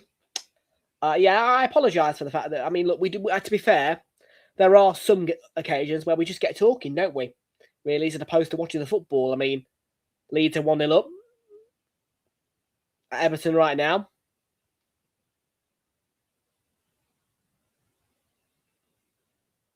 But yeah, when I'm upset, I've got a lot to say. And most certainly, I've had a really rough last 24 hours since that final result yesterday at the Emirates. Not in the sense of anything bad happens to me, just been feeling rough.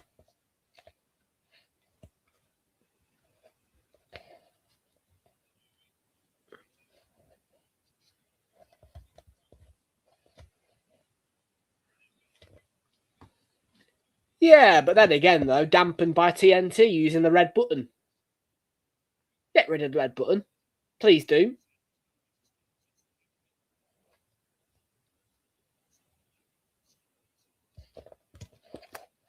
Like Arsenal, I think, are on the red button. I think, let's have a look on where's the match. And like I say, I will end up using a streaming site for that. And not one person can moan at me for that either. I have the subscription. TNT aren't providing the correct coverage. And this is that's the issue with Prime's deal. Because literally, in the fine print of Prime's deal, they are only allowed to show Champions League one game on a Tuesday. For me, that should be flexible. So they can be allowed to, at least, hang on a minute, bring one of the final day games into the spotlight and not just have extra Discovery Plus. I mean, Spurs' game on extra. City's game on extra.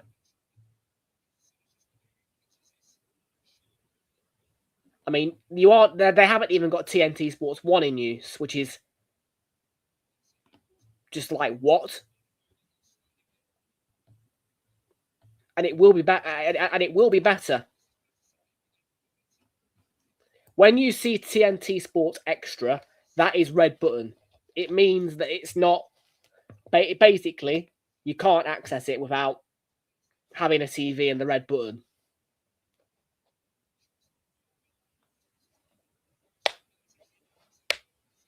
And the TNT Sports subscription that I feed off is a case of it runs through Virgin TV Go only. And it doesn't come with Discovery Plus, which is a shame, but... And obviously, because I've already got TNT provided for me, I'm not going to just pay for Discovery Plus just to...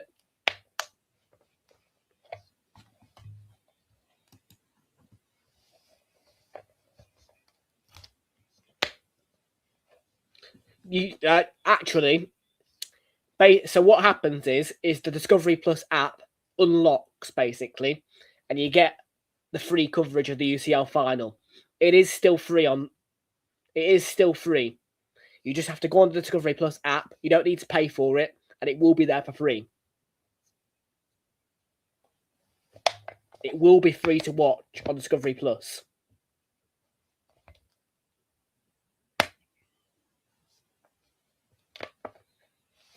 But if I have a look on the app, Discovery Plus, I would 100% guarantee you it is not going to be free to watch those extra games, is it?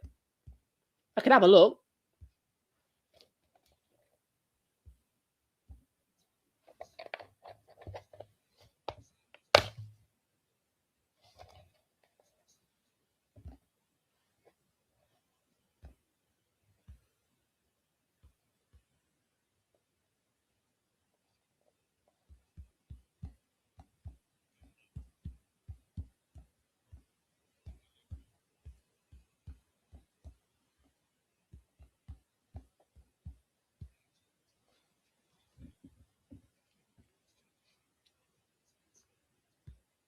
It's making me want to sign in here, so bear with me.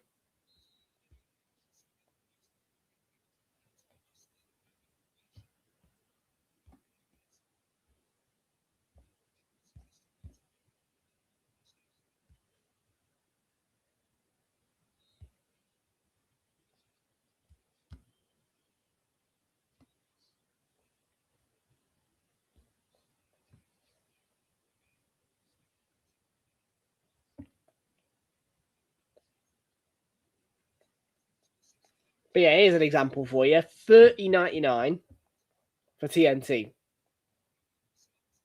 No, thank you. Yeah, to be fair, just, yeah, press browse. How about that? Just press browse.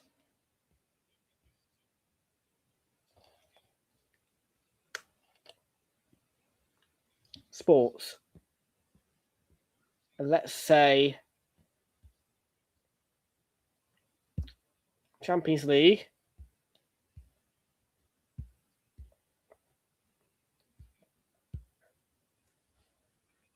There you go. Subscribe now. Yeah, so see.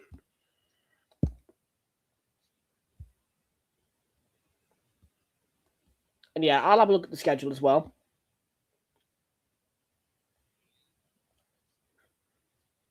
Wednesday. Yeah, TNT Sports 1. They're doing their stupid goal show extra.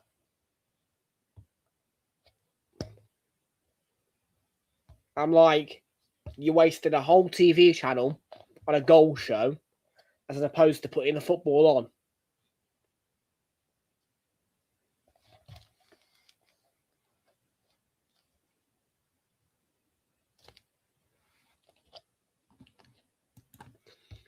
So the Champions League will get better when Paramount Plus get their deal, which is going to happen soon. Normally, very normally, this is an issue for us.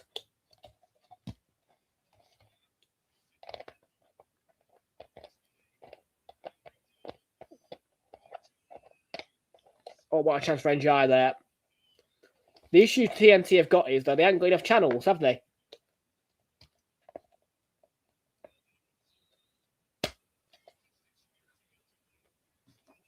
Because, yeah, they've practically got 5 channels that they can use on the main TV guide. Outside of that, they have to hide the rubber broadcast behind a red button. That's what they call extra.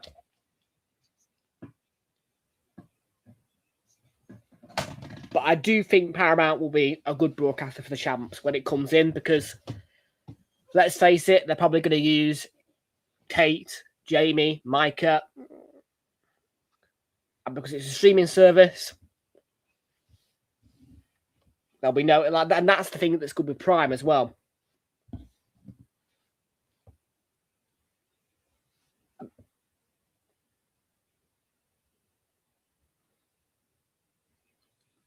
I do like Prime's coverage, to be fair.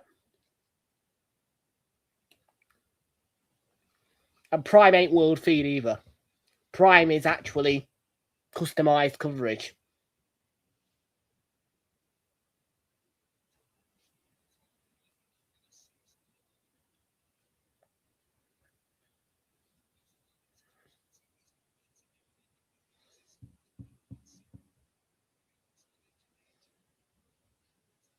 But yeah, no, in response, like I say, to Abdi's comment of you don't get the free UCL final on YouTube anymore, like I say, it will be free on the Discovery Plus app. That's the way you do it.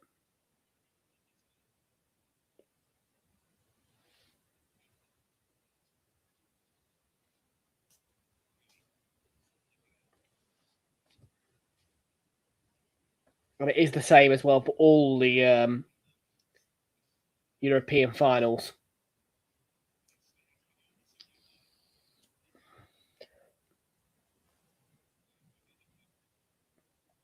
Which next year will be on Sky, of course, as well. Well, no, not next year, but a couple of years. 2027, I think it is. Sky. I've got it.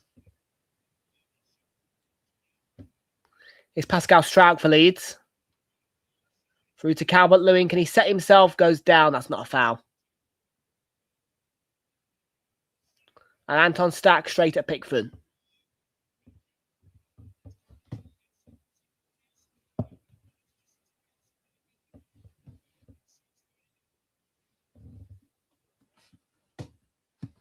Have a look at the details of this Paramount deal, shall we, actually, for the Champs. See what it says.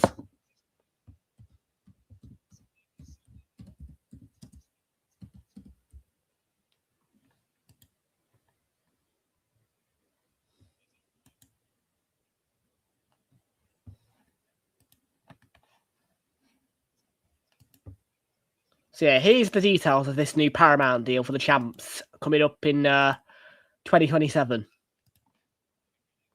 Article from The Guardian here.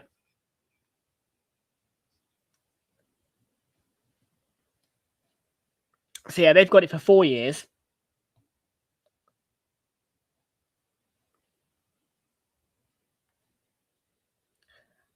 Considerably higher than TNT. That is concerning, you know, that TNT didn't bid high enough, really. Because it says considerably higher than TNT.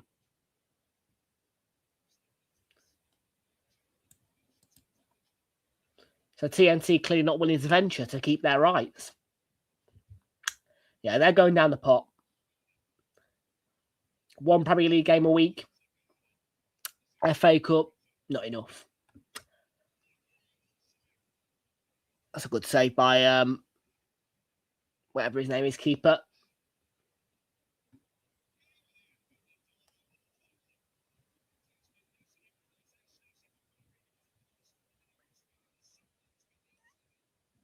So yeah, we're just looking through this article, really.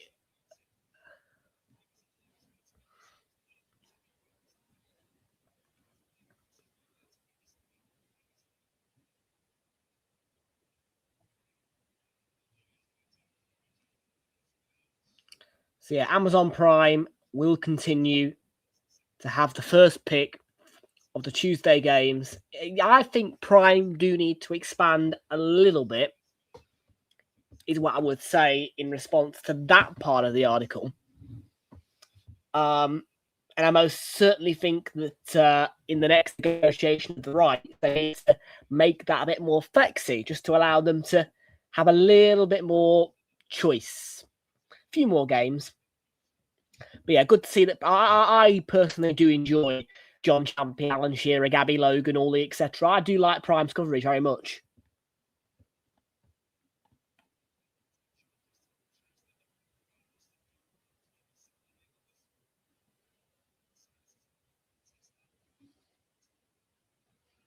So yeah, practically the context is that well, hang on, there's more down here.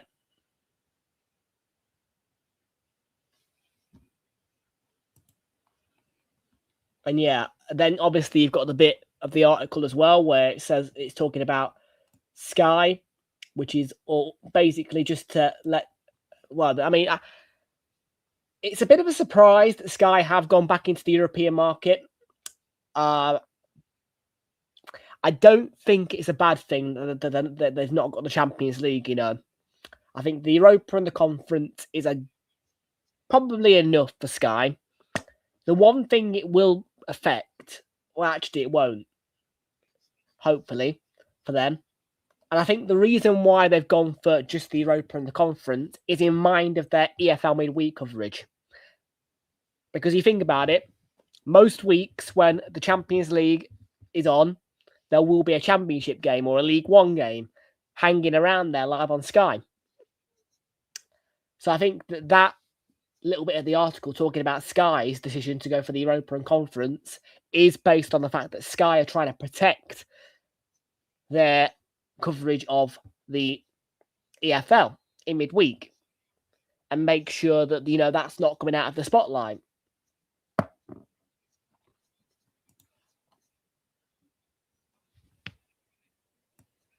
And then you've got this, which is in a statement.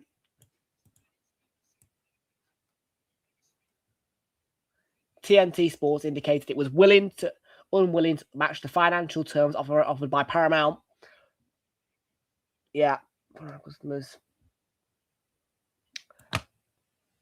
You see, this bit at the bottom, newly acquired Emirates FA Cup and Adobe Women's FA Cup rights, along with 1 Premier League game week per weekend, ain't enough for me to go. TNT Sports is a broadcaster I'm willing to pay money. But I am not surprised that Paramount has gone and completely beaten them to the rights, because Paramount do have a strong coverage of the Champions League in the US, as we all know, with Jamie Kate, Thierry, Micah. So, yeah.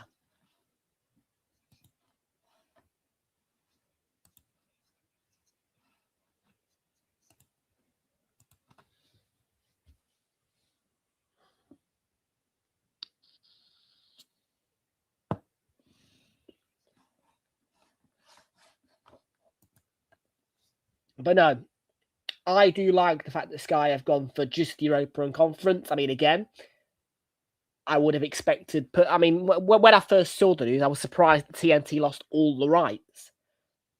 But yeah, now it's kind of been stomached, and we know that it's going to happen. You look there and you think, okay, well, Sky tend to, because if you look at the schedule on where's the match, you look at the schedules. I mean, obviously, it's not going to be quite the same, but you mean, yeah, I mean, most of the time they tend to have an EFL match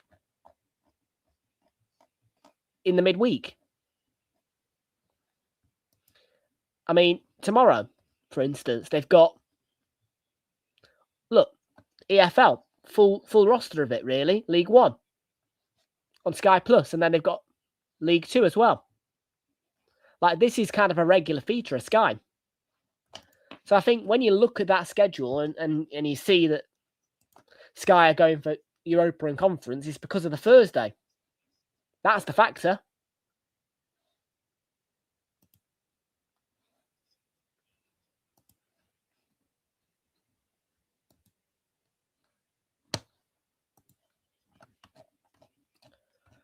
So, yeah.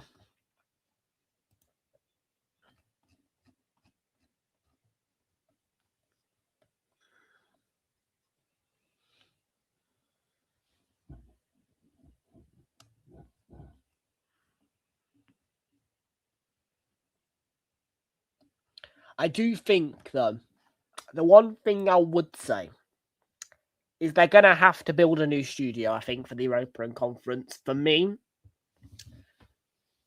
And I would think that in terms of not clashing with the whole Paramount, Jamie Carragher shit, because I think that Jamie Carragher's workload is big enough. And for me, with him being on Paramount for the Champions League, it would not be right for Sky to use Jamie on the conference coverage.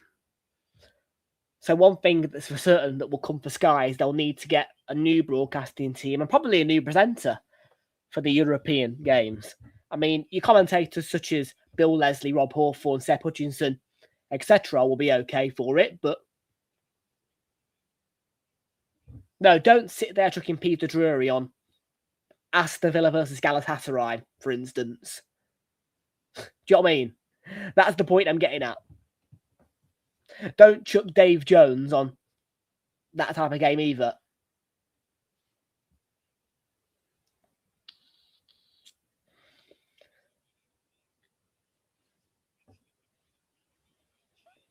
That's probably where you make use of Chapman. Although, to be fair, then and again, I would still say get an entire new presenter for European coverage.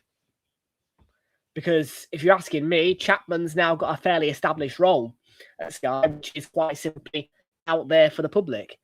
Chapman will alternate with Dave Jones when it comes to the supersized Sundays, which are obviously lots of games on a Sunday, such as 2 or more 2 o'clock kickoffs, in which case they need to get the multi-view on, they need to get all that sorted. So I think it works that way because you'll have either Chapman in the Sky Studios or at the 4:30 match, and contrary to Dave Jones as well.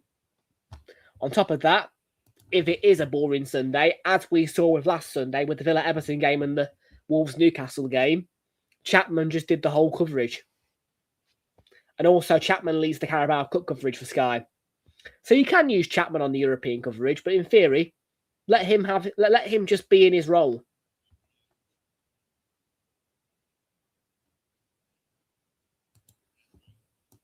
And I trust in Sky anyway that they'll get the right calls and they'll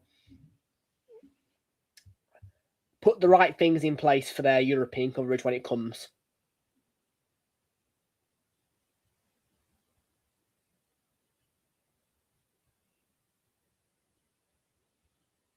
I mean, their use of Seb Hutchinson is quite. I mean, it's quite common now, really, to hear Seb Hutchinson on the Monday night games, which is good use of the commentator. Really, I suppose you could say.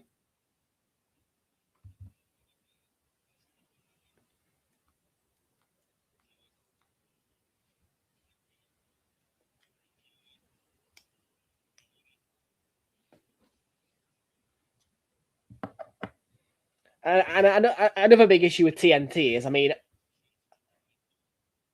that and for me, that is the downgrader of their coverage as well. They have got a bunch of stock pundits and stock commentators who work on the European games. But it's when you see people like Steven Gerrard or Lucy Ward on their Premier League coverage, which really downgrades it.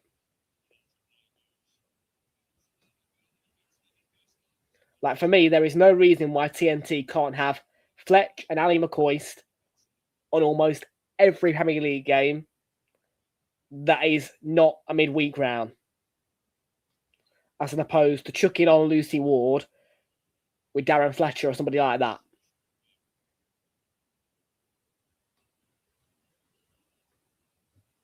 And that's what I don't want Sky to do with their coverage, is end up just using their top pundits that they have for Premier League and Carabao. I mean, it's actually quite well formatted now, the Carabao Cup. There's quite a common ground with what you are to expect with Sky's Carabao Cup coverage.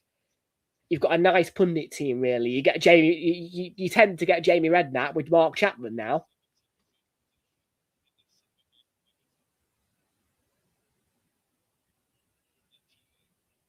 And I think that works.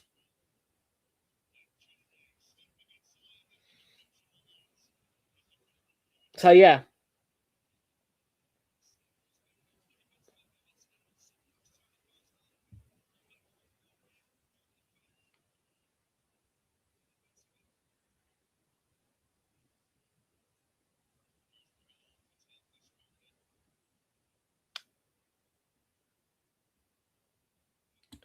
So, yeah.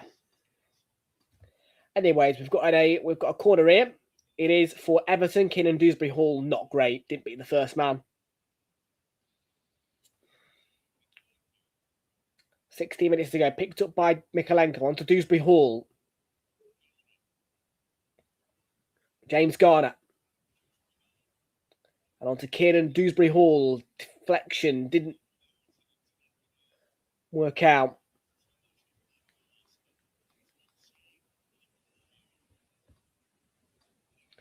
Roughly 16 minutes to go. Just a Garner game. James Garner.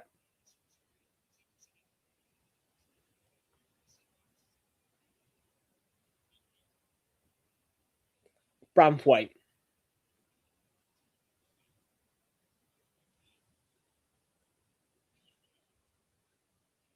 Ball down the line to Idris Garner Gay. And that's going to be in for the equaliser for Everton. It's 1-1. Thierry Barry.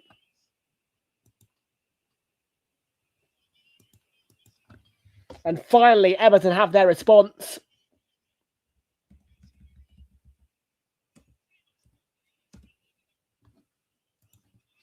And it's 1-1.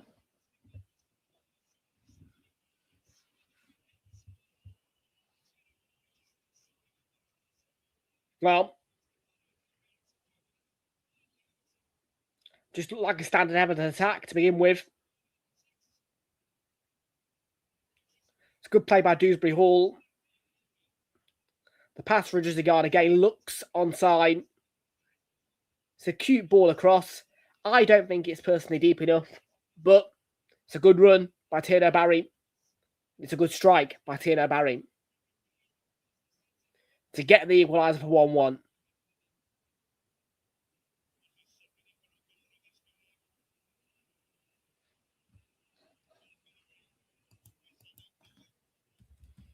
We're all square in this one then, and we've got about 15 minutes to go. Will we get any more in this game? Will we get a winner?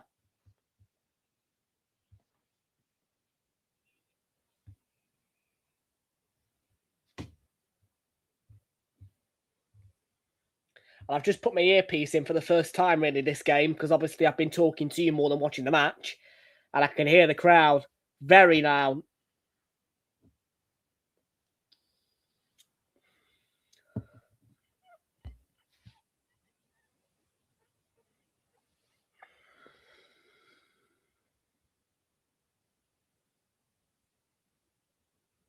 There's Dominic Calvert-Lewin against his former club. And Tierno Barry's got space. Took too long to react, in my opinion. But he's still got time. He plays across in. It's going to fall to Garner. Back across. Space for NDI. Laid off to Trezeguet Gay. He's at the bar. And Everton beginning to ramp up the pressure. Luca is joining us. Welcome aboard, Tiago. Good to see you. Welcome aboard. What a terrible day yesterday. I mean, I've sat for most of this stream welling about it, really. It's so over.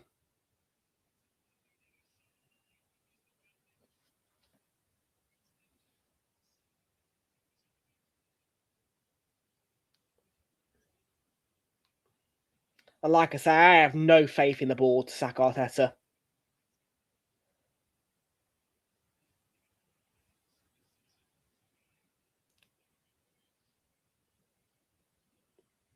I've been pretty miserable today, I'm not going to lie. I mean, this morning when I was out walking the dogs, I most certainly felt just like, well,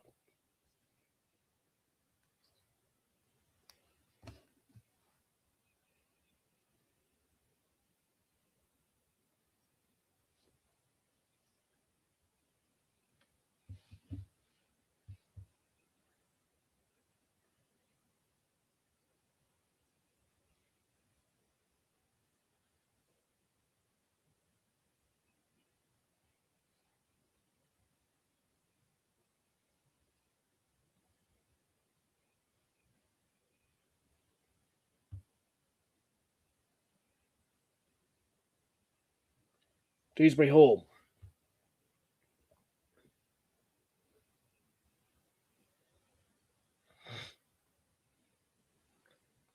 And Dewsbury Hall again.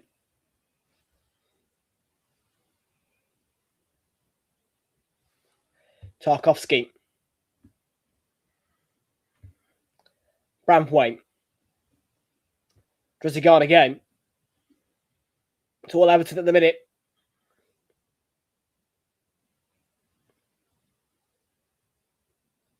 Tyler Dibbling, that is. He spins round. Couldn't quite get past James Justin. Leeds clear their lines, but can't really get out at the minute. And the last 10 minutes is going to be interesting. 1-1. Tarkowski lets it run to Trezeguet again. Here's Tyler Dibbling. Dibbling trying to skip past. I don't think that was a foul, to be fair. The out ball to Calvert-Lewin is blocked by Tarkowski. And Tarkowski gets pulled back by Calvert-Lewin. Look like a pull on the shirt. Probably should have been a card.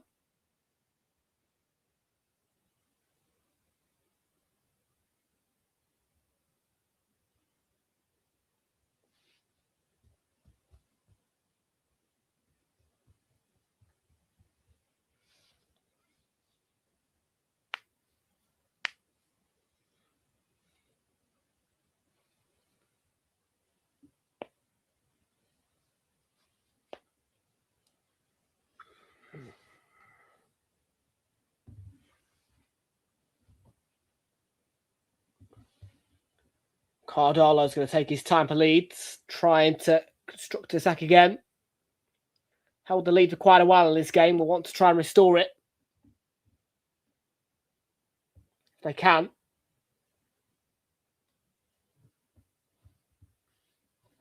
But Tierno Barry's equaliser, energising Everton. And instilling that belief that they can go on to win the game. Trezeguet again with the interception there. Dewsbury Hall. And that was NDI fell short with his touch. Aronson on the counter for Leeds. Needs support. Didn't get it. And was tackled by Braithwaite. And now Tyler Dibbling for Everton. Trezeguet blocked by Tanaka, who went in for the challenge, but fell straight back into the Everton feet of Dewsbury Hall, who shifts it onto Braithwaite. And Eliman Ndiaye and Joe Rodon came across, wins the throw-in for Leeds.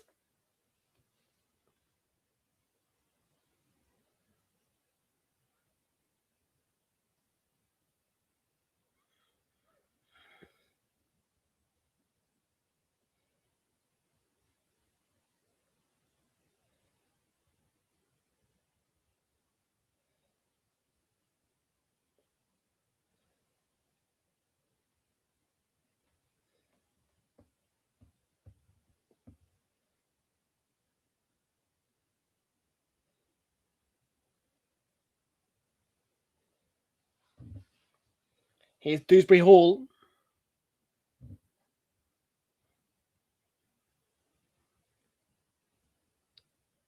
Out wide to Tyler Dibbling.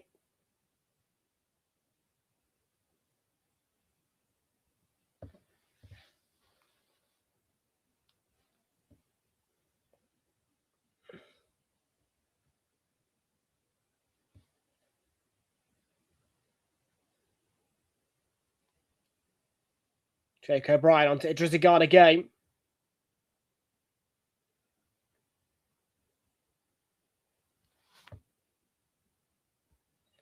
Batteries on 10. Grab the wire. Second half stats since the goal. A lot more shots from Everton.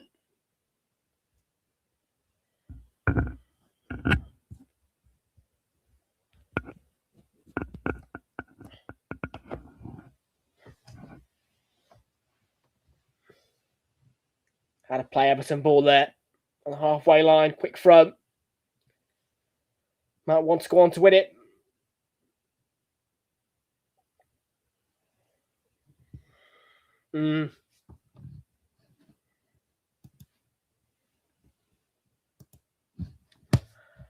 I am glad I've got a quiet week this week. I'm not going to lie. After a bad result like yesterday's, I do need a quiet week. Because a week tomorrow I am back at the Emirates and, well, can't say I feel too positive about the club at the minute. But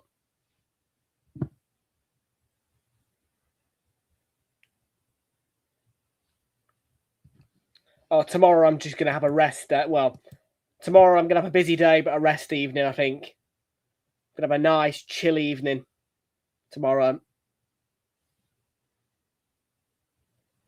There's no proper football on really, even League One. So I'm just going to chill out. Like I say, just rest, really.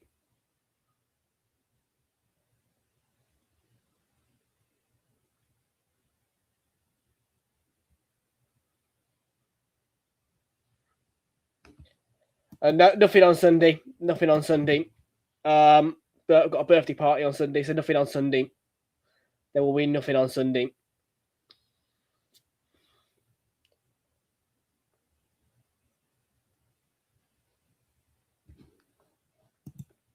My birthday is a week on Wednesday, though. And I will be live on Wednesday, on that Wednesday as well. We're going to be doing the Man City Newcastle second leg in the Carabao Cup. Our second leg against Chelsea is on the Tuesday, the day before my birthday. But yes, I will be live on my birthday, so do wish me a happy birthday on Wednesday the 4th with the Man City Newcastle game.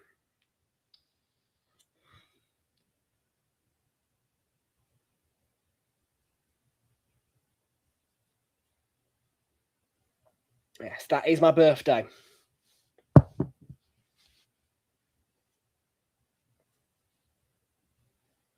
And yes, the person whose birthday we're celebrating this weekend on Sunday, by the way,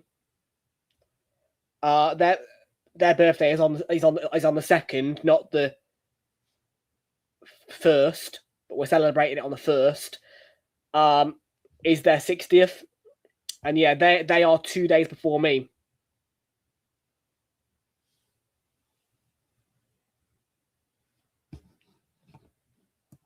I love it, to be fair.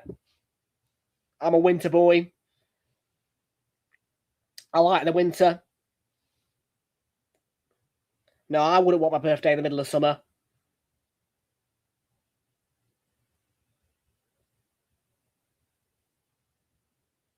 Okafor, there's lots of space.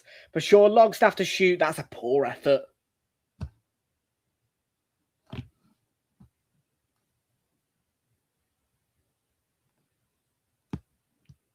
Yeah. I don't mind August, to be fair. I mean, late July, August, I don't mind. But June is just the nasty, nasty. Like, genuinely, June is a horrid month. Like, June is just awful.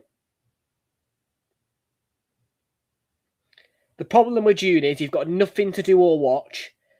Like genuinely, June is just the worst month.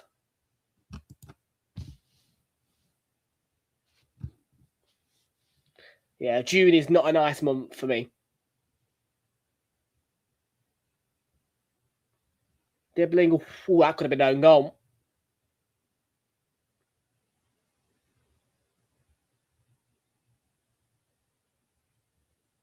Yeah, I absolutely despise June. Once late July comes, I'm a bit more like happy.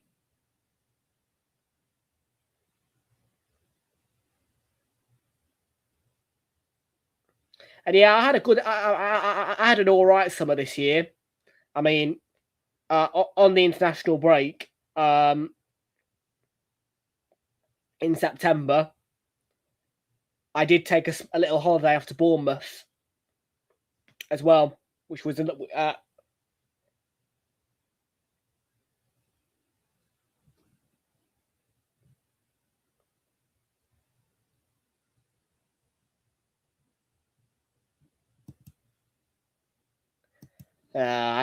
mean, if I could have the warm weather combined with dark, like, nah, June is horrid. June, like, August is all right, to be fair. I don't mind August because you do get kind of darker nights still in August. But June is just, nah. But yeah, I was quite fortunate, really, that I got a nice holiday in Bournemouth in September. It was early September, and I went down to Bournemouth, and I got a fair bit of sun, to be fair.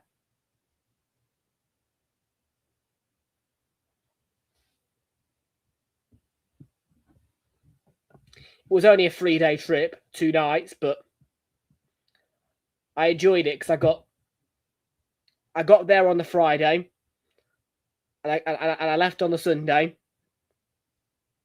and I got pretty much a whole weekend's worth of sun.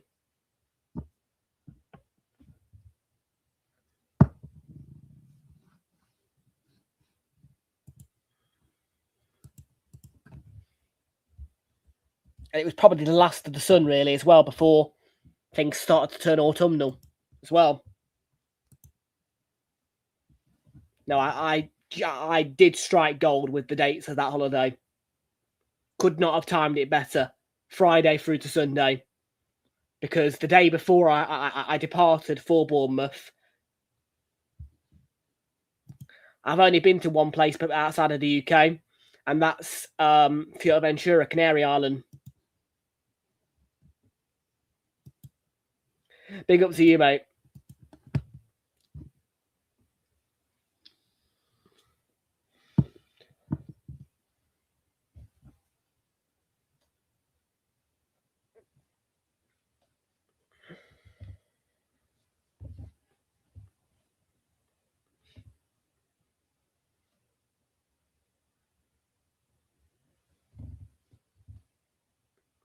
But no, I'll indulge in pre-season as always. You know what I mean? Like, to be fair, I knew that I should have spent longer in Brighton, really. It was a lovely weekend, that one.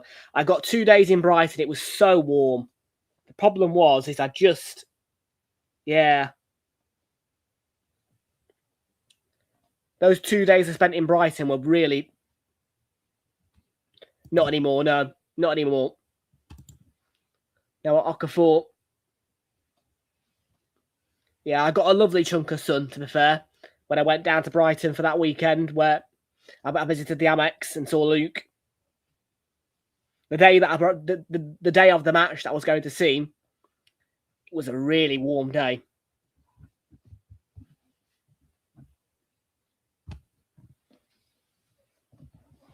And I established that very quickly when I got out of Brighton train station.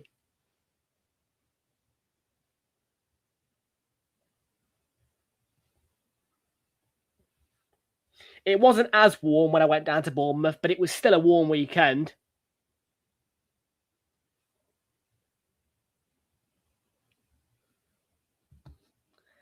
I'll see. Probably not. I'm all right, thanks, Kate and Jonathan, but I'm still a bit down from yesterday. But yeah, I'm okay.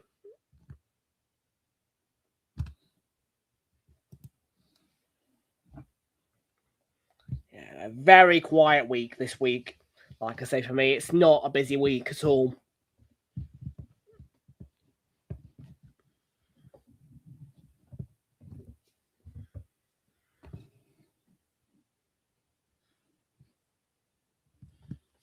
Okafor in the last minute here.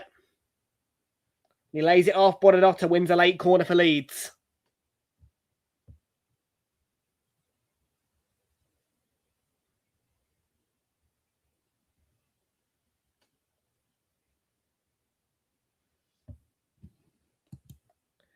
I don't know if we will win the league. I'm losing faith. I want the manager gone. Yeah.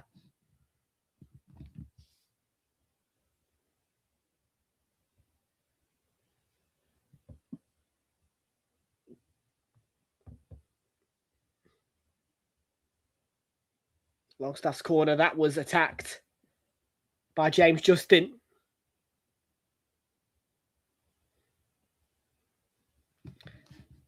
Nah, it'd be Man City's league. If we ain't the winners, it'd be Man City. If only it were that simple with this board. Final whistle at Hildegger's Stadium then. Leeds were leading for quite a while. Everton got their equaliser. Could have gone either way. Final score, though. Everton 1. Leeds 1.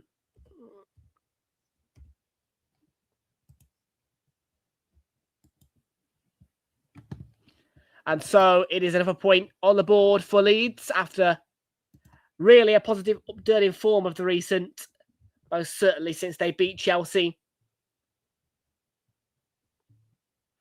They have upturned and Leeds will move themselves a point clear of Nottingham Forest after that big result.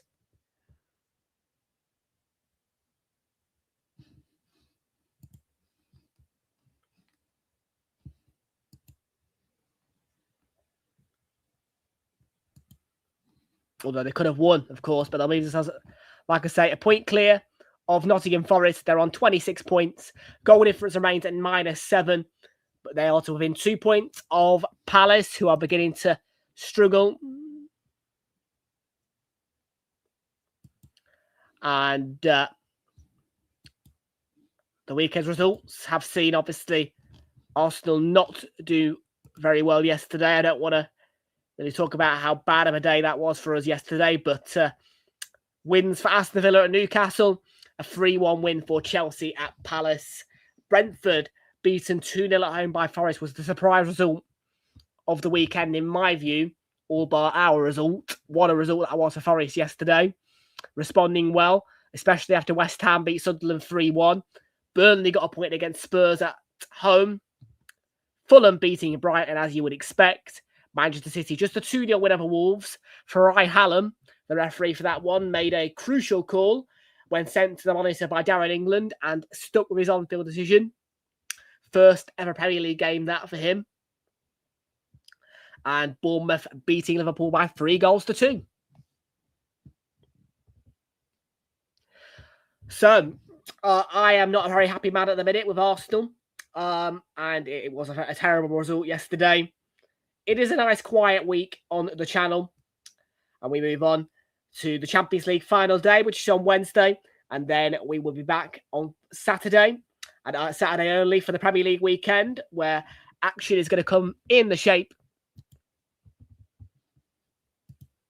of Leeds, Arsenal, and Liverpool, Newcastle on that Saturday. Fan cams will be available after the Leeds Arsenal match is done. Of course, I will then take a break whilst Chelsea are playing West Ham to walk the dogs and get my food in. And after all of that, we'll be back for Liverpool, Newcastle at 8 o'clock on Saturday. And then there is no Super Sunday this weekend as we are celebrating a 60th birthday and I will be part of that. So there is not going to be any time for me to get a stream in. So we're just going to leave Sunday nice and empty. We'll be back though, of course, after that Saturday on the Monday for Sunderland's game against Burnley. And then it is back to the Emirates for me for Arsenal against Chelsea, where hopefully I can celebrate us reaching the Carabao Cup final. And before we let you go, there has been a massive result in the EFL Championship, and it's coming from Carrow Road. It is live right now. Full-time whistle has just gone. Norwich City have beaten Coventry City at home by 2-1. They have come from behind. Ali Ahmed with the winner, and it is a massive result. And it opens the door for Middlesbrough if they win their next game to go level on points with Coventry. That is a massive result in the EFL Championship title race. Norwich City 2, Coventry City 1. And the door is wide open for Borough to get level on points with Coventry. So we just wanted to highlight that then massive result in the EFL Championship, and Coventry have potentially opened the door for Middlesbrough, and it's all getting nice and warm in that EFL Championship title race between two sides who are going to get promoted, but the question is who's going to get the trophy. Folks, take care. We'll see you all back here on Wednesday. It is a quiet week, but Arsenal Kairat will be the focus on Wednesday, the Champions League final day.